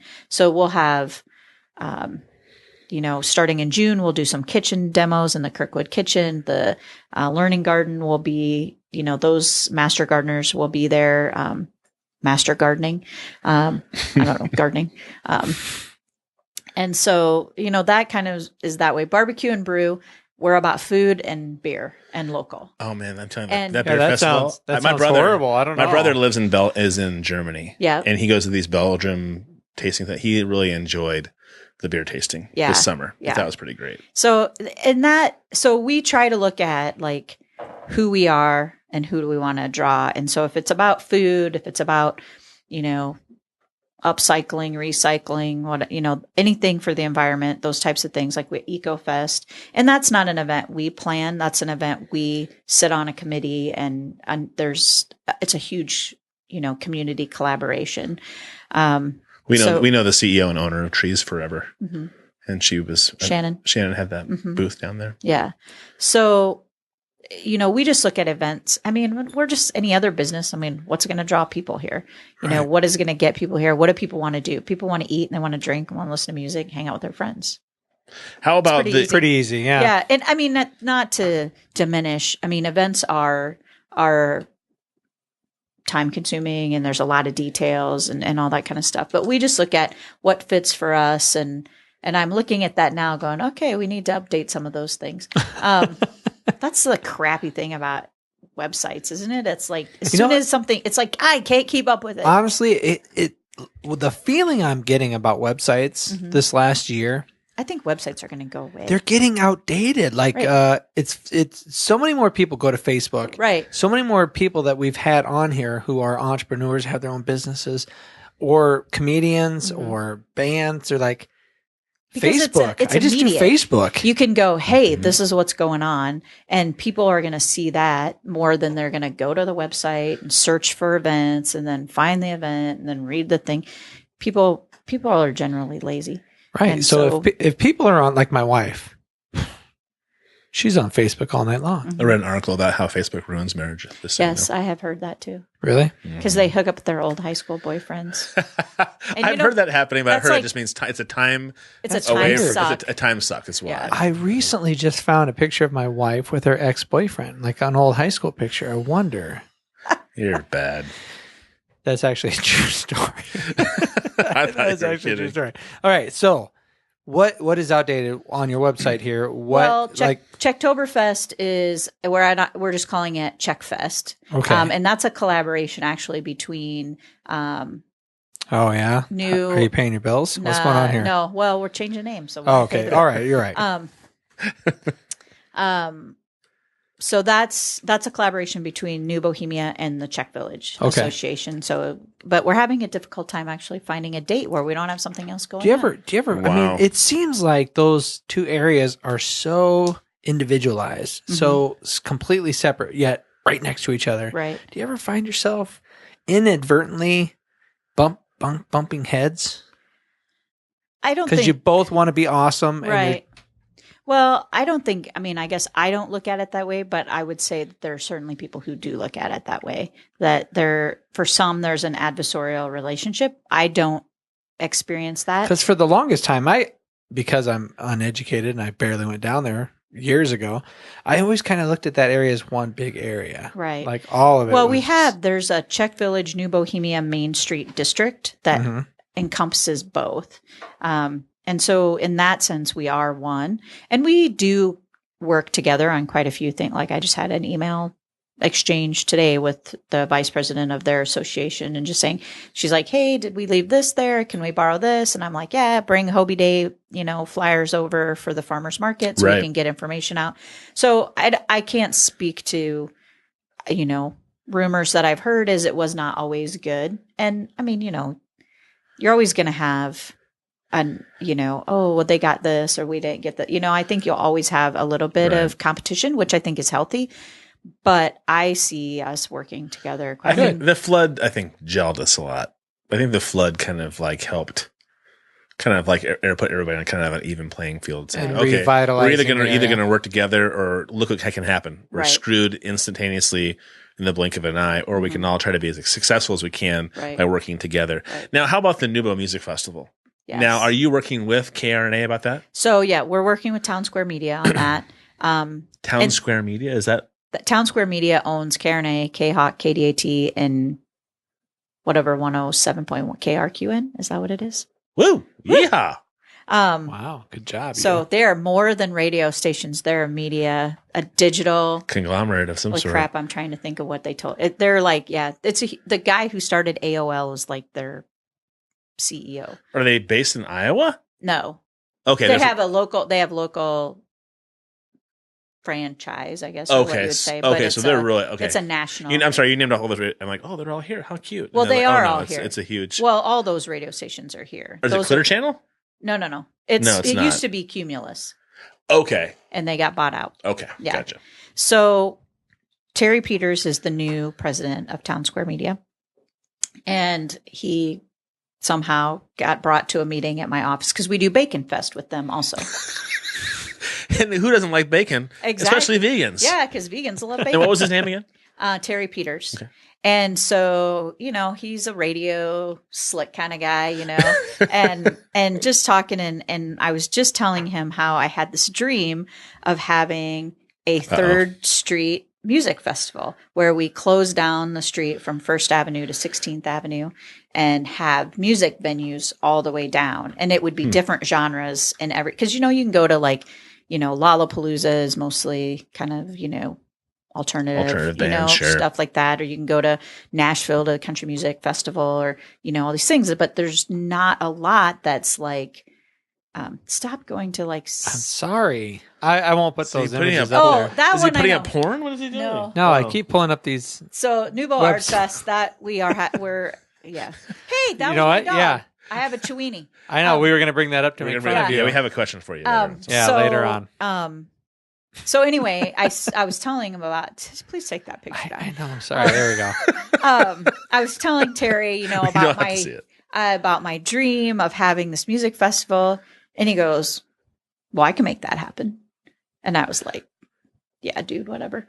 And so we had slick talker radio guy. I know, you slick radio guy. So, we had a meeting with Steph Jelinek, who.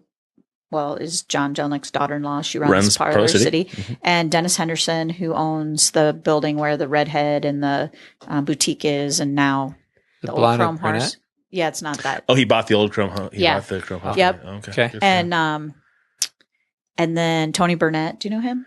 He owns Red Ball Printing and Bike Reds. Yeah. Tony will be on the podcast. Okay. Mm-hmm. Our whole neighborhood. You guys dig our neighborhood. That's awesome. Mm-hmm. But anyway, so we had a meeting and we told him what we were interested in, what we want to do. I had a meeting with the city and said, can we do something like this? Would you allow us?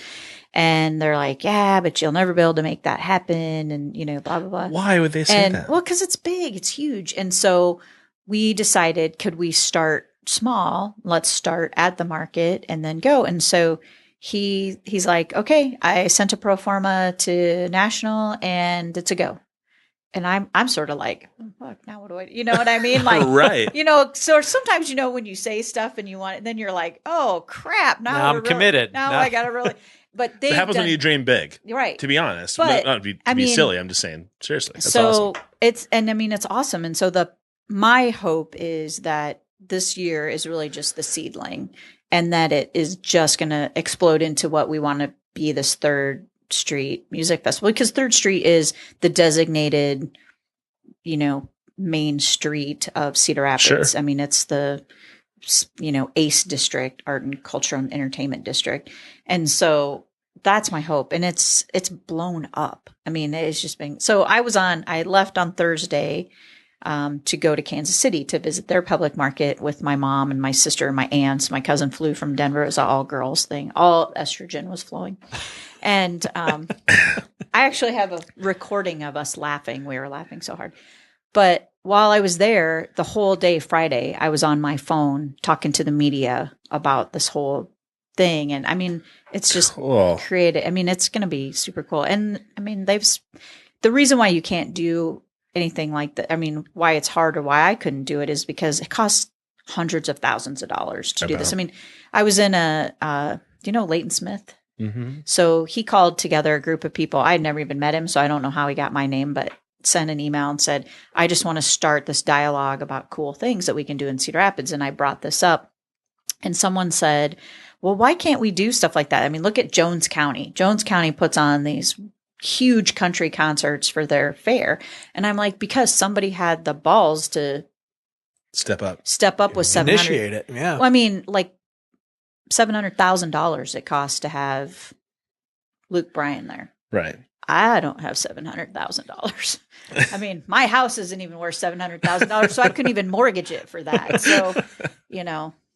So that event is, I think, really going to be something. Again, it's that goal of making New Bohemia the destination within the city. So let me ask you this. Sorry. Go. So let me ask you this. Where are people going to go to get more information on that? So, well, they should be able to go to KRNA. Okay. Yeah. If you type in Newbo Music Festival. So if I went to KRNA. Just type in Newbo Music Festival. No, I can't do that. No, you typed in Newbo Art Festival. Yeah. Type in Newbo Music Festival, and KRNA will be one of the ones that pop up. All right, got KRNA. Well, they're back in the early 80s. There was a music festival out in Stone City, Iowa. Okay. That ran like 3 or 4 years, where they had tons of vendors and they had musicians from all over the place come out, and it was a very popular thing. And I think that was my childhood. I think that's what struck me is I think I've seen like 5 or 6 Facebook posts about it from friends of mine. Mm-hmm.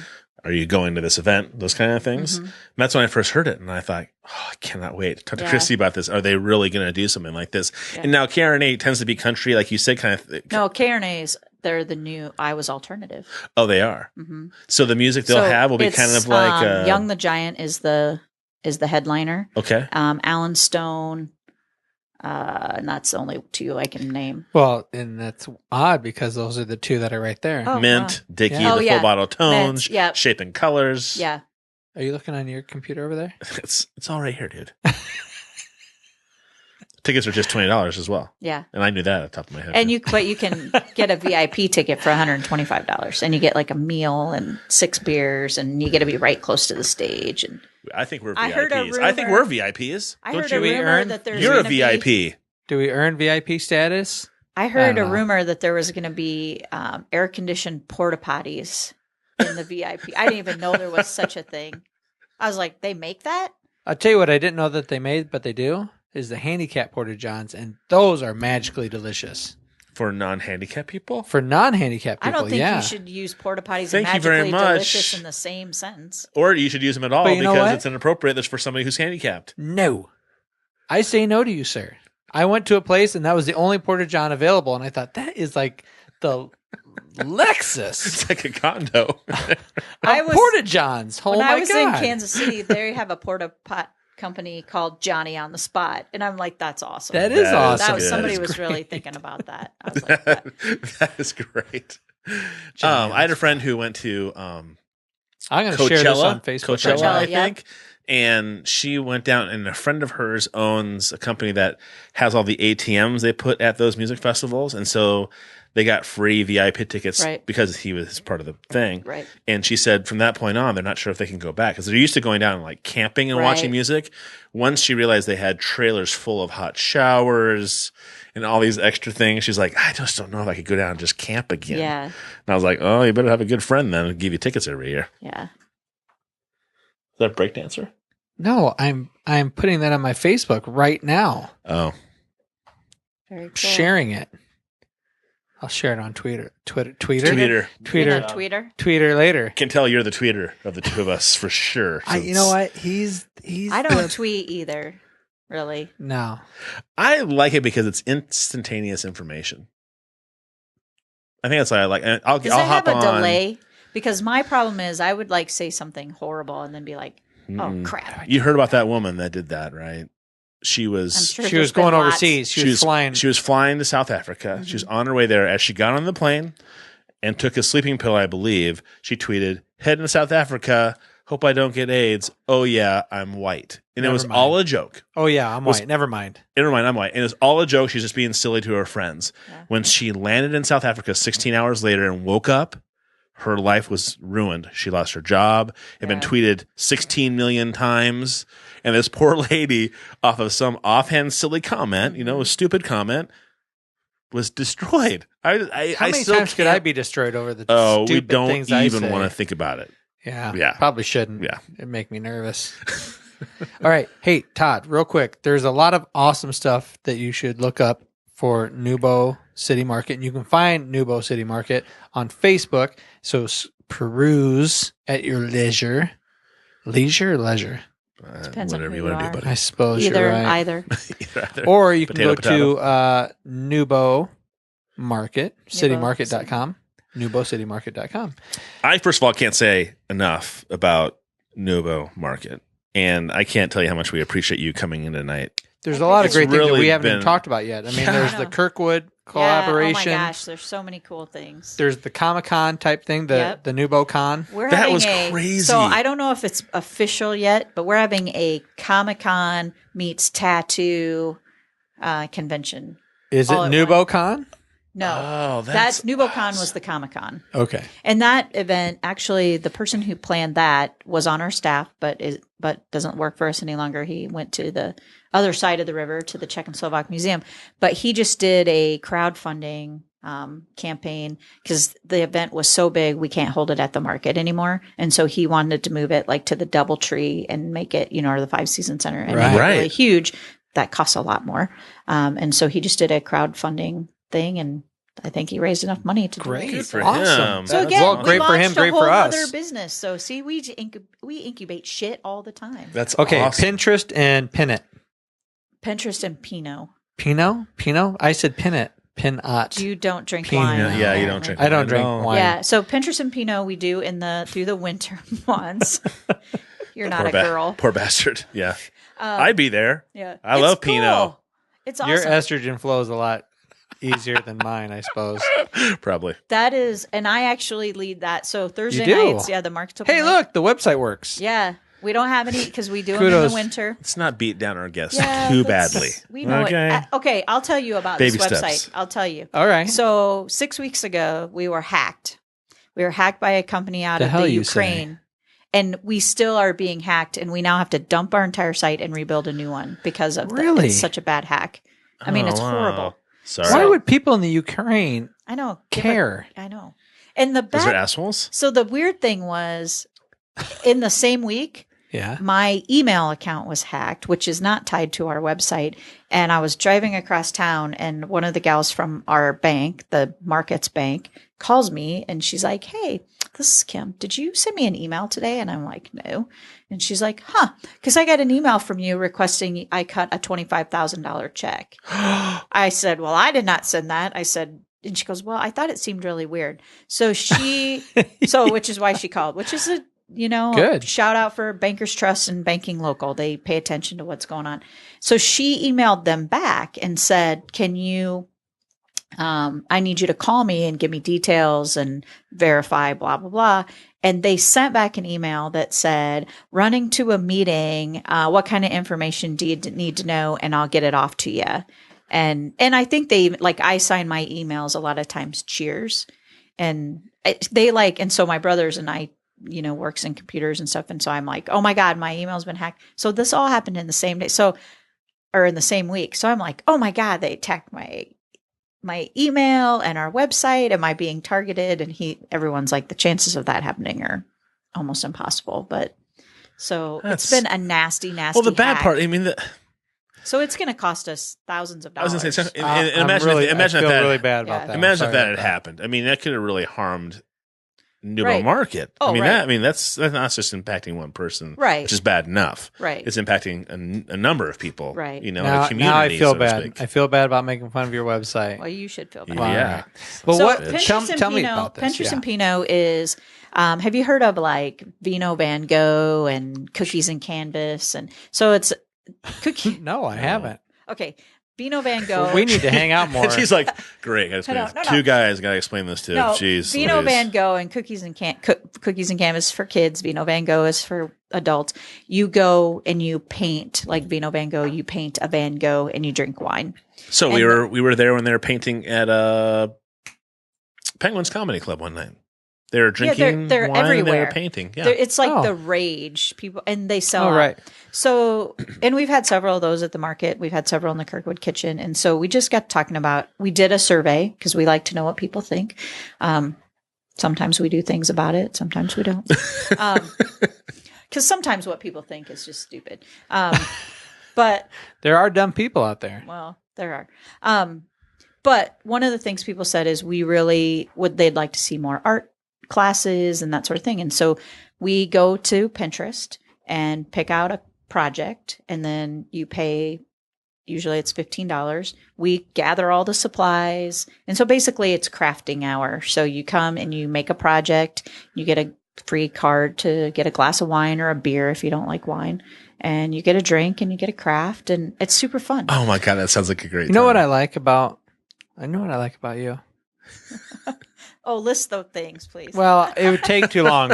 We only have so many more minutes of the podcast. So, but what I like about the Newbo Market and the Cherry Building, that whole area, is that it is like one big date. If you were like to, that about me personally, like I like the fact that You'd be a fun date. That's a good I like thing. the fact that you're creating things that any married couple could say, you know what, I'm really into this. Do they have something like that? They do. Right. That's really cool. I could or that's completely out of my wheelhouse. Right. I've never tried that before, but I'm 40 years old. Right. It's about time to start trying something new. Let me spark up my relationship a little bit. Let's go out on a date. What are we going to do? We're going to go to Newbo Market. We're going to do yoga. This. We're going to do yoga together. Dude, enough of the acro yoga. Enough of this. Trying to link us. I should not perpetuate. Why do you perpetuate the gay we're rumor? A gay couple. It's a bad rumor. It's great. Though. It's been going on for years. It's hilarious. It's weird. All right, so that's okay. My husband always says that lesbians are attracted to me. He's like, women hit on you all the time. I'm like, well, at least somebody hits on me. He hits on you, I hope, a little bit. We're past that. Oh, damn it. Don't say that. There's hope. Keep hope alive. Say that. He does hey, sometimes. Todd. Yes. So I like that. I love that about you with the whole, because it does. we're It feels like going out and doing something It's cool. community building. We're all about engagement. I mean, because the days of like going to a museum and reading a sign on the wall, those days are over. Right. People want to, I want to try this wine, but I want to meet the vintner. I want to, and that's what we try to do. I mean, we bring in the breweries, we bring in the wineries, we bring in the artists. And that's what we're always trying to do, is just engage the public. Don't you think this is a direct reflect of it's almost like a slingshot effect. We have slingshotted to one side of the paradigm, to one side of the pendulum of let's isolate ourselves. Let's sit in our houses. Let's convolute all of our time with all of this technology, and we're so isolated. And then we have to create a venue that we slingshot ourselves back into community. That's why it's so popular. That is absolutely why it's so popular down there. Well, and think about how you spend your work day. No matter what kind of job you have anymore, you're generally doing something with technology. Right. You're not. And think about, I mean, I don't know how old your kids are. My kids are 14 and 2 12s. And I mean, for one, they're all going to have crooked necks, and they're they actually say that's a real legitimate thing and already. they're going to have carpal tunnel syndrome, and they won't know how to have legitimate relationships because they're like, hey, I like you, do you want to go out? Yeah, well, they're 12, so they don't actually go anywhere, but you know what I mean. and then they break up with each other. But that happens with 18-year-olds too. So that engagement doesn't happen naturally anymore. I think we have, which is really so you have to create an environment. Think of Tinder and Grindr. Have you heard of those two websites? I mean, same thing. I mean, it's a very isolated kind of like, hey, do you want to get laid? Yes, I do. I'll screw you too. Let's hook up. I mean, you're right. It really is really disingenuous. Grindr is just not. I mean, Grindr and Tinder are like they're the worst. It's just so it's funny because I was just having a conversation today with someone, and their daughter met someone on Tinder, and she goes, "I don't even know what that is." I'm like, "It's a hookup site," and she's like, "It is," and I'm like, "Well, maybe she doesn't use it that way, but a majority of people do." But I mean, what kind of person are you going to meet on Grindr? Like, seriously, are you going to take that girl home to your mom? Hey, how'd you guys remember? meet? That's not what it's being. But that's not the idea behind it. It's use. You know, it's about literally hooking up. Period, and that's it. Which goes back to what you said earlier. What you just said was we've isolated ourselves, and this is now how we communicate with everybody. It's like the electronic booty call to someone you don't really know. Yeah. Do you want to screw? Yeah, sure. I don't know who you are. I don't know what's going on. You know, I would at least hope to meet you in a bar and look at you face to face and size you up and go, all right. Right, because like when you go, I've never used a dating site because I've been married long enough that I don't even know if it was a thing. But people lie. Like I have a friend who uses dating sites, and I saw her on a date. And I said, well, I thought, she goes, I saw you too. She was at Parlor. And I go, I didn't know if you were waiting for a date, so I didn't want to come over. And she goes, he totally didn't look like his profile picture. Okay. Right. If you're like hooking up with someone, you're probably carrying, I would think, I mean, it's a physical thing. So, you know, if you're dating, oh, well, he didn't look like I thought, but he was really great. He was really nice. We had a lot of fun. You know, okay. Like this person shows up in their picture, you know, looks like, you know, 10 years old, Jax 15. from, you know, he looks like Jax from, you know, Sons of Anarchy, and he shows up and he looks like Simon Cowell. You're going to be pissed, you know, and you've already committed, right? Right. So, like, so he's already a dishonest person. To at least dinner. Yeah. He's already dishonest. All I mean, right. that's my first thought. Right. Is that at least when you talk to somebody, you can kind of feel them out. Well, what's the point of talking? Like, remember in Pretty Woman? I agree. What is the point of talking? I mean, he buys her the strawberries, and she's like, "Okay, no, I'm a sure." You know, what's the line? You know, I'm a sure deal. I'm a sure yeah, thing. that's right. You know, it's like you don't have to like buy me the strawberry. They're great, but I mean, if you're checking someone out on Grindr, why bother talking? And God to forbid I would ever have to date again. But I just thinking about that would be horrible. Just thinking about that sounds so, tenuous and oh my God, I just could not imagine it. I'd have to like go down, go to Newbo Market and like, oh, you guys should start a dating thing. We've talked about doing speed dating or just like totally. Does that actually work? I have no idea. The whole speed dating. I think it's a great concept where you sit down and go, "Hey, tell me a little bit about you. Hey, I'm this, and this. I got nothing in common. Yeah, I got nothing in common with you. You seem like a nice guy. See you later." Yeah. I mean, that to me, at least you're talking to somebody. And I don't know, like for me personally, I can tell you almost instantly whether or not I like. I mean, I feel I'm a very good judge of character, and I can generally. Nope, I like you. Nope, sorry. What do you think about us? Okay, so far? You guys are good. Then you are a fantastic judge of character. Yeah, we'll have you back on. Hey, Todd, real quick. Yes. I want you to ask the 5 questions. Oh, okay. Well, we won't ask all of them. We don't have enough time. What are 5 things you are really grateful for? Oh my! Off the top of your head, we got to shock you into this. Yeah. 5 things. Boom. Kids. Let's not be too easy. Yeah, come on now. Dig deep. Dig a little bit deeper than kids. Okay, that was the answer everyone expects. Yeah, sure. I am okay. So we'll go. I'm grateful to have a job in a place where I can do like really cool stuff and be around really cool people and create something that no one else is doing. Okay. So I think that's cool. I am grateful for good wine. Okay. Shout out to Cedar Ridge. Yeah. I get free wine, please, Jamie. Oh my gosh, that's a hard question. Like when you just think, and you took kids off the table. That is such an easy one. Well, you know, it is easy, but it's easy, but it's a sure thing. Well, kids, too. when you have kids, it's such a huge part of your life. You're like, right. okay, if I remove that part of my life, what the fuck am I? Right, I wouldn't have. I'd be like, well, I could think of a lot of really cool things to do if I didn't have kids. I'm with you on know that. What I mean? Like, I love my kids dearly, but you know, sometimes you're like, Jesus, when are they coming to get you? You know, like, because I gotta get some shit done. That's right. Like, I want to do some stuff for me.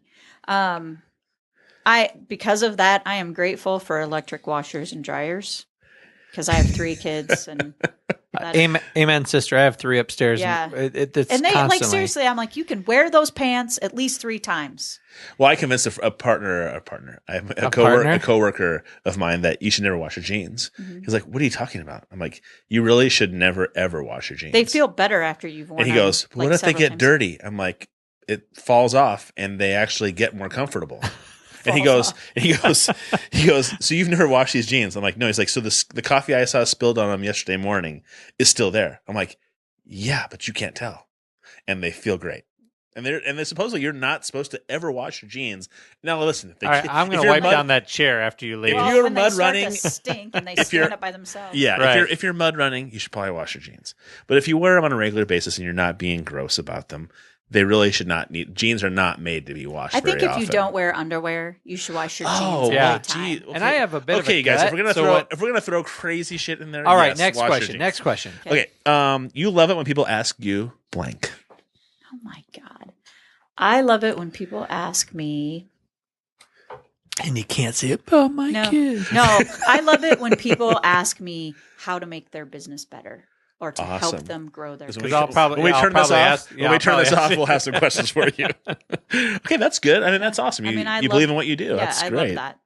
I dig on that. I'm just gonna do one more. Okay, one more. What activities would you do if you weren't ever afraid to do them? What were some things you think you'd try? I would jump out of an airplane. I would drive a race car. Oh, that sounds awesome. I would, honestly, there's nothing that I wouldn't do if you at least try. Yeah. I mean, if you just had, and I think, again, the kid thing, you change that a little bit once you have kids because you're like, well, shit, if I get killed, then I got 3 kids who don't have a mom. So you think differently about that. But like when you had Will on, I would love to talk to Will because I spent 2 months in Australia. And that was a thing where I was like, one day, long story, but one day, I'm like, I can't do this anymore. And so I picked up the phone and said, can I book a flight to Australia? And a week and a half later, I left. Although I did not have a passport, and it's a little difficult to get a passport that quickly. It was before 9/11, and I got it. But, I mean, I want to be that person that's fearless all the time. I'm not. But well, I wouldn't say that's a very rare quality for people to be like, that's it. Boom. Yeah. I'm and gone. I don't think that necessarily you're fearless. I think you're responsible. Mm-hmm. I mean, right. You probably would take risks where you thought they were feasible, but you're not going to put your kids in danger or jeopardy. Exactly. And shit I'm not going to. that. Sure. Yeah. All right. That was it. That's all. There's no more questions? There's 5 questions, but we don't want to keep it too much longer. It's 9 o'clock. All right. So. All right. Well, here's the thing. Kristie. Yep. Totally enjoyed you being on tonight. Yeah. Thank you very much. Show a picture of my dog. Well, okay. We'll leave off with a picture of the dog. Let's see here. What's it called again? It's a Chiweenie. A Chiweenie. Yeah. Mine looks like the right there. That one? Nope. The brown ones to the right. Down the next row. Jesus. Those two. These two? Yep. That one, the second one over, that looks just like it. All right. Now I read that you put this. You wrote, we got it because the name was hilarious and it made me laugh. Right. You want to know what I wrote first? They are the most pitiful looking dogs. They're not. What I wrote first was, and my husband will scorn me. I went to the pet store to buy a guinea pig for my daughter. And I always swore I'd never buy a dog at pet stores because, they say bad things. So we rescued him from the pet store. That's a good twist. Yeah. And so, you go to the pet store and you have kids, you can't not look at the puppies. And there's the sign and it says Chiweenies. That was the funniest fucking thing I have ever heard in my life. I'm like, Chiweenie. I'm like, I got to see this. I didn't know it existed. I know. Until he brought it up. I'm like, that is hilarious. So I said, I want to see a Chiweenie. She brings this dog out and I don't like Chihuahuas. Like my daughter wanted a Chihuahua. We brought one home once to babysit and I was like, I wake up in the night and its big, huge ears are sticking out and look like a bat. I'm like, not keeping that dog. Plus her parents one has one, Well, and they're like all nervous. And so she brings this dog out and it's like all like that molted, like it was gray and black kind of. And it just stood there and it was like shaking like this. And I was like, nah, I don't like that dog. She goes, oh, well, we have another one. And she brought it out and I'm just like, oh, crap. And I mean, it was just like instant. Everyone's like, Mom, we got to get that dog. I mean, it was just like, you just knew you were like, that you was. Poor little weenie. I it was love like, you. And so I called my husband and I'm like, we didn't get a guinea pig. He goes, what did you get? And I'm like, we got a dog. And he's like, what kind of dog? And then he goes, and more importantly, how much did that dog cost? And I'm like, well, and he's just like, I don't even want to Listen, know. you son of a bitch. I'm the executive director of. Well, I wasn't then. I was the executive director of something else. Oh, okay. Yeah, I'm the cultivator of community of awesomeness. Yeah. Yeah. Don't you know my title? But that was what's the name of your dog? Leo. I thought maybe we'd put like Bruiser. Leo the Chiweenie. No. I love it. It's short for Leonardo, which was, my kids were like, I said, well, we need to give him a name for something that's really big because he's really small. Huh. And they came up with the Teenage Mutant Ninja Turtle names, and Leo was, I thought, fitting. Leonardo's my daughter perfect. loves TMNT stuff. She has a purple walled room with green trim. That's how. Not green trim. Yeah. For the love of Pete, I'm not that gross. Is it? Except for the 4 purple walls. Are the curtains green? What part's the green? No. There's something green Trying in to there. think. Well, here's a topic you can talk about with someone else, but is it just me, or can they not come up with any movie that wasn't already produced in the 1980s Yes. or sometime? Totally agree. Amen, sister. Poltergeist is coming Amen. out. Yes, The remake of I Poltergeist. just saw that as a trailer. When It's the last never going to be that was one of the first scary movies I ever saw that really, really scared me. When that tree came to life through the window, I lost my shit. That was horrible. Yeah, and the little girl in front of the TV. It's like iconic. They're here. Oh, I don't know if you could ever make it more scary. I'm kind of skeptical. The special effects were creepy because they were new at the time with the flashing of lights and the things dropping. You know, when you watch like I hate scary movies, but when you watch like scary movies from when we were kids, they're not. You're like, really, this is lame. Yeah, they're not scary. No. Well, I still think Poltergeist is kind of scary. That's just me, though. I'm trying to think of now. You're talking about like the Friday the 13th kind of stuff. Yeah, that's definitely dumb. But Poltergeist, I remember my dad talking about how that's a fucking horrible movie. I don't even talk about it. What's really the movie with Damien, the little kid that's like possessed by the devil, and he throws his mom? It's not Rosemary's Baby. I'm thinking of something else. But that one was scary. And the Amityville Horror. The Omen. The Omen. Yes, nice job. That's it. Yep. Amityville Horror, that house. Whenever I see a barn-shaped house, I think of that. Sure. Yeah. Absolutely. Very scary, that Omen, Amityville. Amityville yeah, Horror. It was creepy. You ever see Burnt Offerings with Karen Black? Burnt Offerings. That does sound familiar, but so it's like really early 80s. Yeah. And it's like these people, they got this great deal on this really great home, and they drive up, and long story short, the house is alive. And so they have there's a husband, wife, kids. They have their mother with them. Then slowly is that the one where the house is like comes back to being brand new? Well, you hear the mother's back like cracking, and you see shingles sliding off, old shingles sliding off, and new ones are underneath. Like the house is pulling the life out of the people. It is so. Burnt Offering. Plus, Karen Black she just passed away, I think, the last few years. She's one scary lady. What's that sound? I think one of my children probably taking a shower. So anyway, if you want to check out any of the cool stuff that's happening in our area, in the Cedar Rapids area, in the Newbo City Market area, go to newbocitymarket.com. The Jewel of Cedar Rapids. I'm going to trademark that. The Jewel of Cedar Rapids. That's really nice. I like it. It's very sweet. You can also check them out on Facebook at Newbo City Market. Todd. Yeah. Why don't you know what? I want to hear your little rendition of Sweet Raw Joy. Why don't you throw it out there? I'm not going to do the little sweetie pie, sweetie things like you do. Is that okay? Yeah, good. All right. I like Lori Moritz because she is such a great entrepreneur, and she found a niche, I think, of this incredible desserts. And in the videos that you can see of her on her website, she said, if you're going to go raw as a lifestyle, start with desserts. And if you're with me, I'm like, awesome. Let's start with desserts. That sounds fantastic. And I think that her point of view about things, of having a raw lifestyle, even though I don't necessarily follow that because I enjoy sausage, as we talked about earlier. I think I like the idea. I like the idea behind what she's creating. She's trying to better people.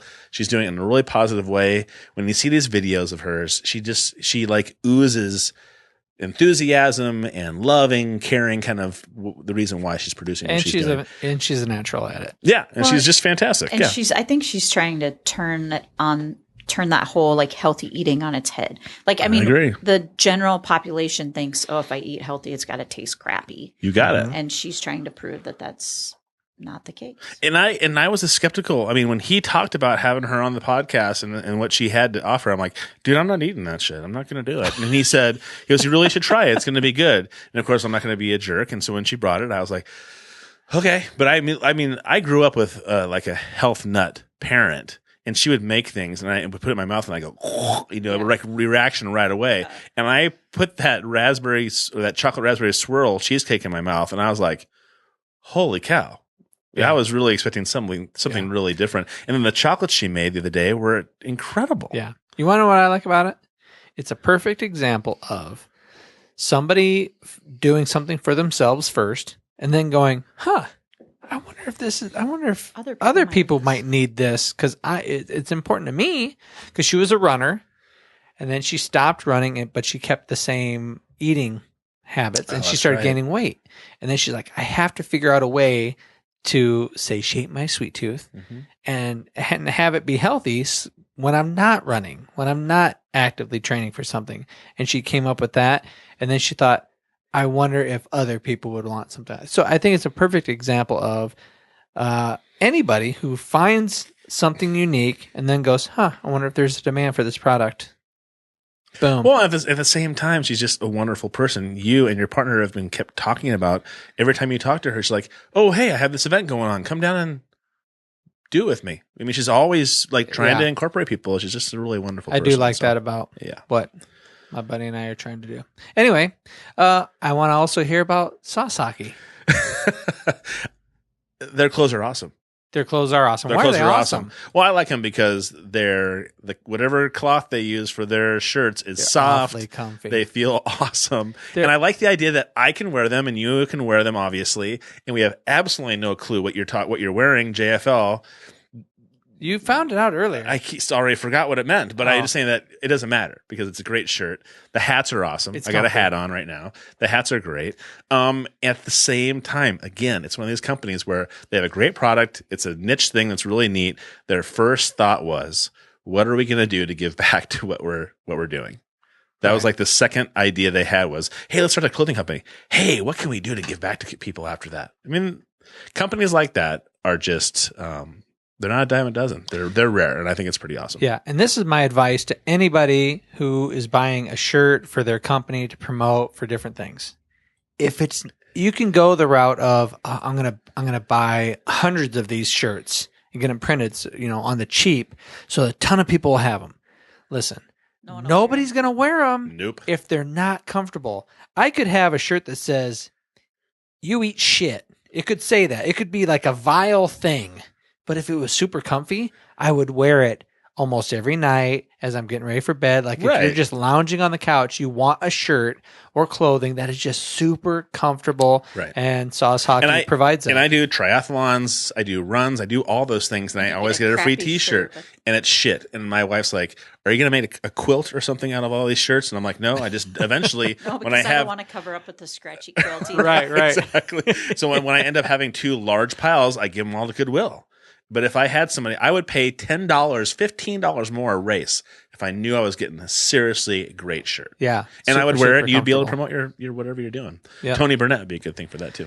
Yep. So that's my advice to people if you're going to do that. Get a comfortable, find the clothing, the fabric that is super, super Well, comfy. I told you the same thing when you and your buddy were talking about T-shirts. Yeah, we're going to be getting Don't get a T-shirts shitty T-shirt. Please Right. don't get a shitty T-shirt. All right, Todd. You're up. USA right. Entertainment Agency. What do you have to what say do I about like Jeff about that? Johnson?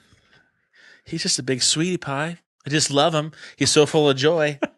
All right. What you want to hear? No, don't take a page out of my book. I like, you say what you want to say about because Jeff, on a regular basis, if he emails you guys and says, "Hey, you guys need a comedian," and you guys say yes to be on the podcast, one shows up every single time without question. If we're ever in dire straits, We're not even dire straits. Well, if somebody backs out of being on the show, and they're like, "Hey, man," he says, if at the last minute you need somebody, give me a call. I think you could just call Newbo and somebody cool would show up. Probably. Should we talk? Should we call you? Yeah. Are you the go-to person? I will get someone here, me or someone else. Awesome. I was thinking today, like when I saw like there was other people, I was like, dang, I should have brought someone with me. So I was like, I could call Steve and I could call. There's a ton of people. We would, listen, when things come up, if you would like to be on again and bring somebody with you, we'll promote the hell out of whatever you got going on. I love having a group dynamic, And Cards Against Humanity is better with four people anyways. I was laughing. I watched with Chris Bass and Will. Right. And I was just laughing. Well, you guys were, and I love Will, but sometimes I don't understand what he says. What a ski instructor? Is that what you mean? Yeah, I'm like, dude, are you speaking English? And I had that problem. So when I was calling him out, you could appreciate it. But then he just started he was laughing like uncontrollably on one of them, and I thought that was so cool. Yeah, that's it's a wonderful icebreaker because I've said it before. We walk this razor's edge, and I make it sound dramatic. It's not that dramatic, but we want to have people to be in to talk about their business and talk about what they're starting up and what's cool about them, but. People want to know who you are. Mm-hmm. And if you can't let that wall down and be a little silly, right? So we have to be fun and silly, but at the same time, we can't be damaging to your company. Right. So that's that razor's edge that you're Right. walking, because you don't want to get too carried away with the alcohol and Right. whatnot. But Jeff Johnson is amazing in He's regards a to great guy. helping us out He's on a a wonderful guy. consistent basis. Is he local? He is local. He owns He Penguins is for local. 25 years. Oh. Yeah. And he really helped out and got the Impractical Jokers going. Have you ever heard of that group, the Impractical Jokers? They're on True TV. I hadn't heard of them very much either, but they're now a multi-million-dollar comedy troupe, and he helped start them and get them. Cool. Yeah, and he's the out of Cedar fact Rapids. that when they were doing their own thing out west, and then they wanted to book some gigs out here, and Jeff helped them out, and because he is so great, he is really like a super nice guy. And you hear about loyal. these guys who own like comedy stores and they book you and they kind of screw you. I mean, I've heard about so many stories. Every comedian who we've had in here thinks the world of this guy. Yeah. Well, and I mean, that's a long-standing Cedar Rapids business. I mean, you don't. Oh yeah. Yeah. I mean, kind of as a bar doesn't stay in business that long. Well, to have something here, then get flooded out, then be at the Clarendon for how many years, and then finally get back in. I mean, that's a lot of triumph and hardships. Yeah. So if you want to do business with anybody, do business with somebody who everyone respects, and that is Jeff Johnson at USAEntertainmentAgency.com. Yeah. And Todd, since you did everything else, let me talk about TPSP Is Productions. that why you did it? Is that why you did it? I just wanted to move things around a little bit. Go for try it. something new. I want to hear your spiel. So if you go to tpspproductions.com, you will see my website, a website that I created. And I don't really know jack squat about websites. So if anybody wants to make a comment on the YouTube channel that this is on about how this website could be better, I'm all ears. I'm always up for making things better. But if you go to tpspproductions.com, you can click on shows. And as you see, we have the Primal Scream podcast, Todd's blog, the Count to 10 podcast, which Todd's blog and the Count to 10, they both need to kind of kick it up a gear. And pick it up a notch, take it up a gear. Maybe 20 or 30 notches or shift into higher gears. Be gentle. The Bandwagon podcast is very funny. The Bandwagon is a sports-related comedic podcast. They're all about who's number one. And Rock and Rob, they live their lives. You think it's a funny podcast. Right. They literally believe what they're talking about when it comes to being a bandwagon fan. You must not do that because you don't like sports. I actually really enjoy the philosophy that they have, great podcast, which is every game is a celebration. And I wish more people honestly had that way of thinking about sports where they could say, oh, Duke had in basketball, Duke, that was a wonderful shot. Amazing slam dunk. I can't believe they played. That was just amazing. If people could actually see the plays for what they are instead of going, oh, they're wearing a Duke jersey. Mm-hmm. They suck. I don't like that. They do it team. for everybody. It's just the greatest. Yeah. So if you lose, if you're not the champion, you're. And they have thing that the GOAT, they have the greatest of all time. Different. They do those things, and they do a wonderful job arguing why somebody should be the greatest of all time. I love that the GOAT. They hit greatest of all time. I've never heard that. And they hit every little nuance you would imagine about why somebody is the GOAT. So like the GOAT for a while, I think was Joe Montana because he had won so many Super Bowls, right? And I totally agreed, of course, as a Niner fan. But then they found out that Charles Haley, a defensive lineman for the Niners and the Dallas Cowboys, had won 5 Super Bowls and had been part of. And so they had to go back on their word and they had to revamp their whole entire GOAT. That's the cool thing. They have no problem revamping it as long as they have facts to back it up.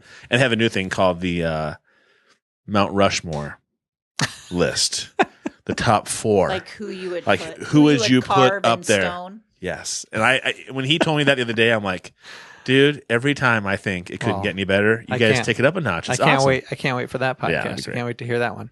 So if you go to shows and you click on any of these, go to Primal Scream Podcast, and you see a litany of all the different podcasts. I was like, the first 5 people, I'm like, do they get anybody that's not from New Bohemia?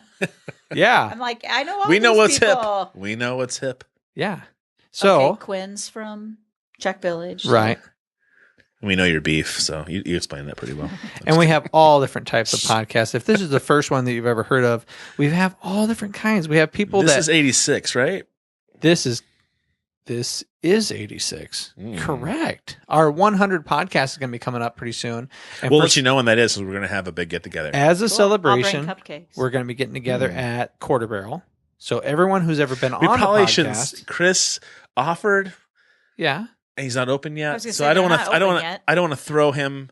under the. He was very gracious and said absolutely we could do it. Hey, but sometimes he's not- people need a little stress. You're right. Okay.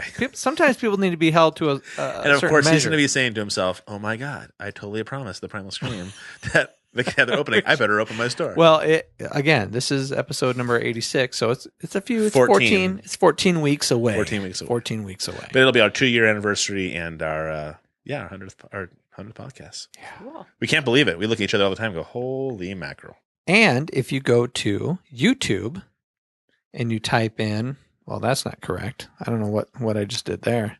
Well, that sucks. The Primal Scream podcast.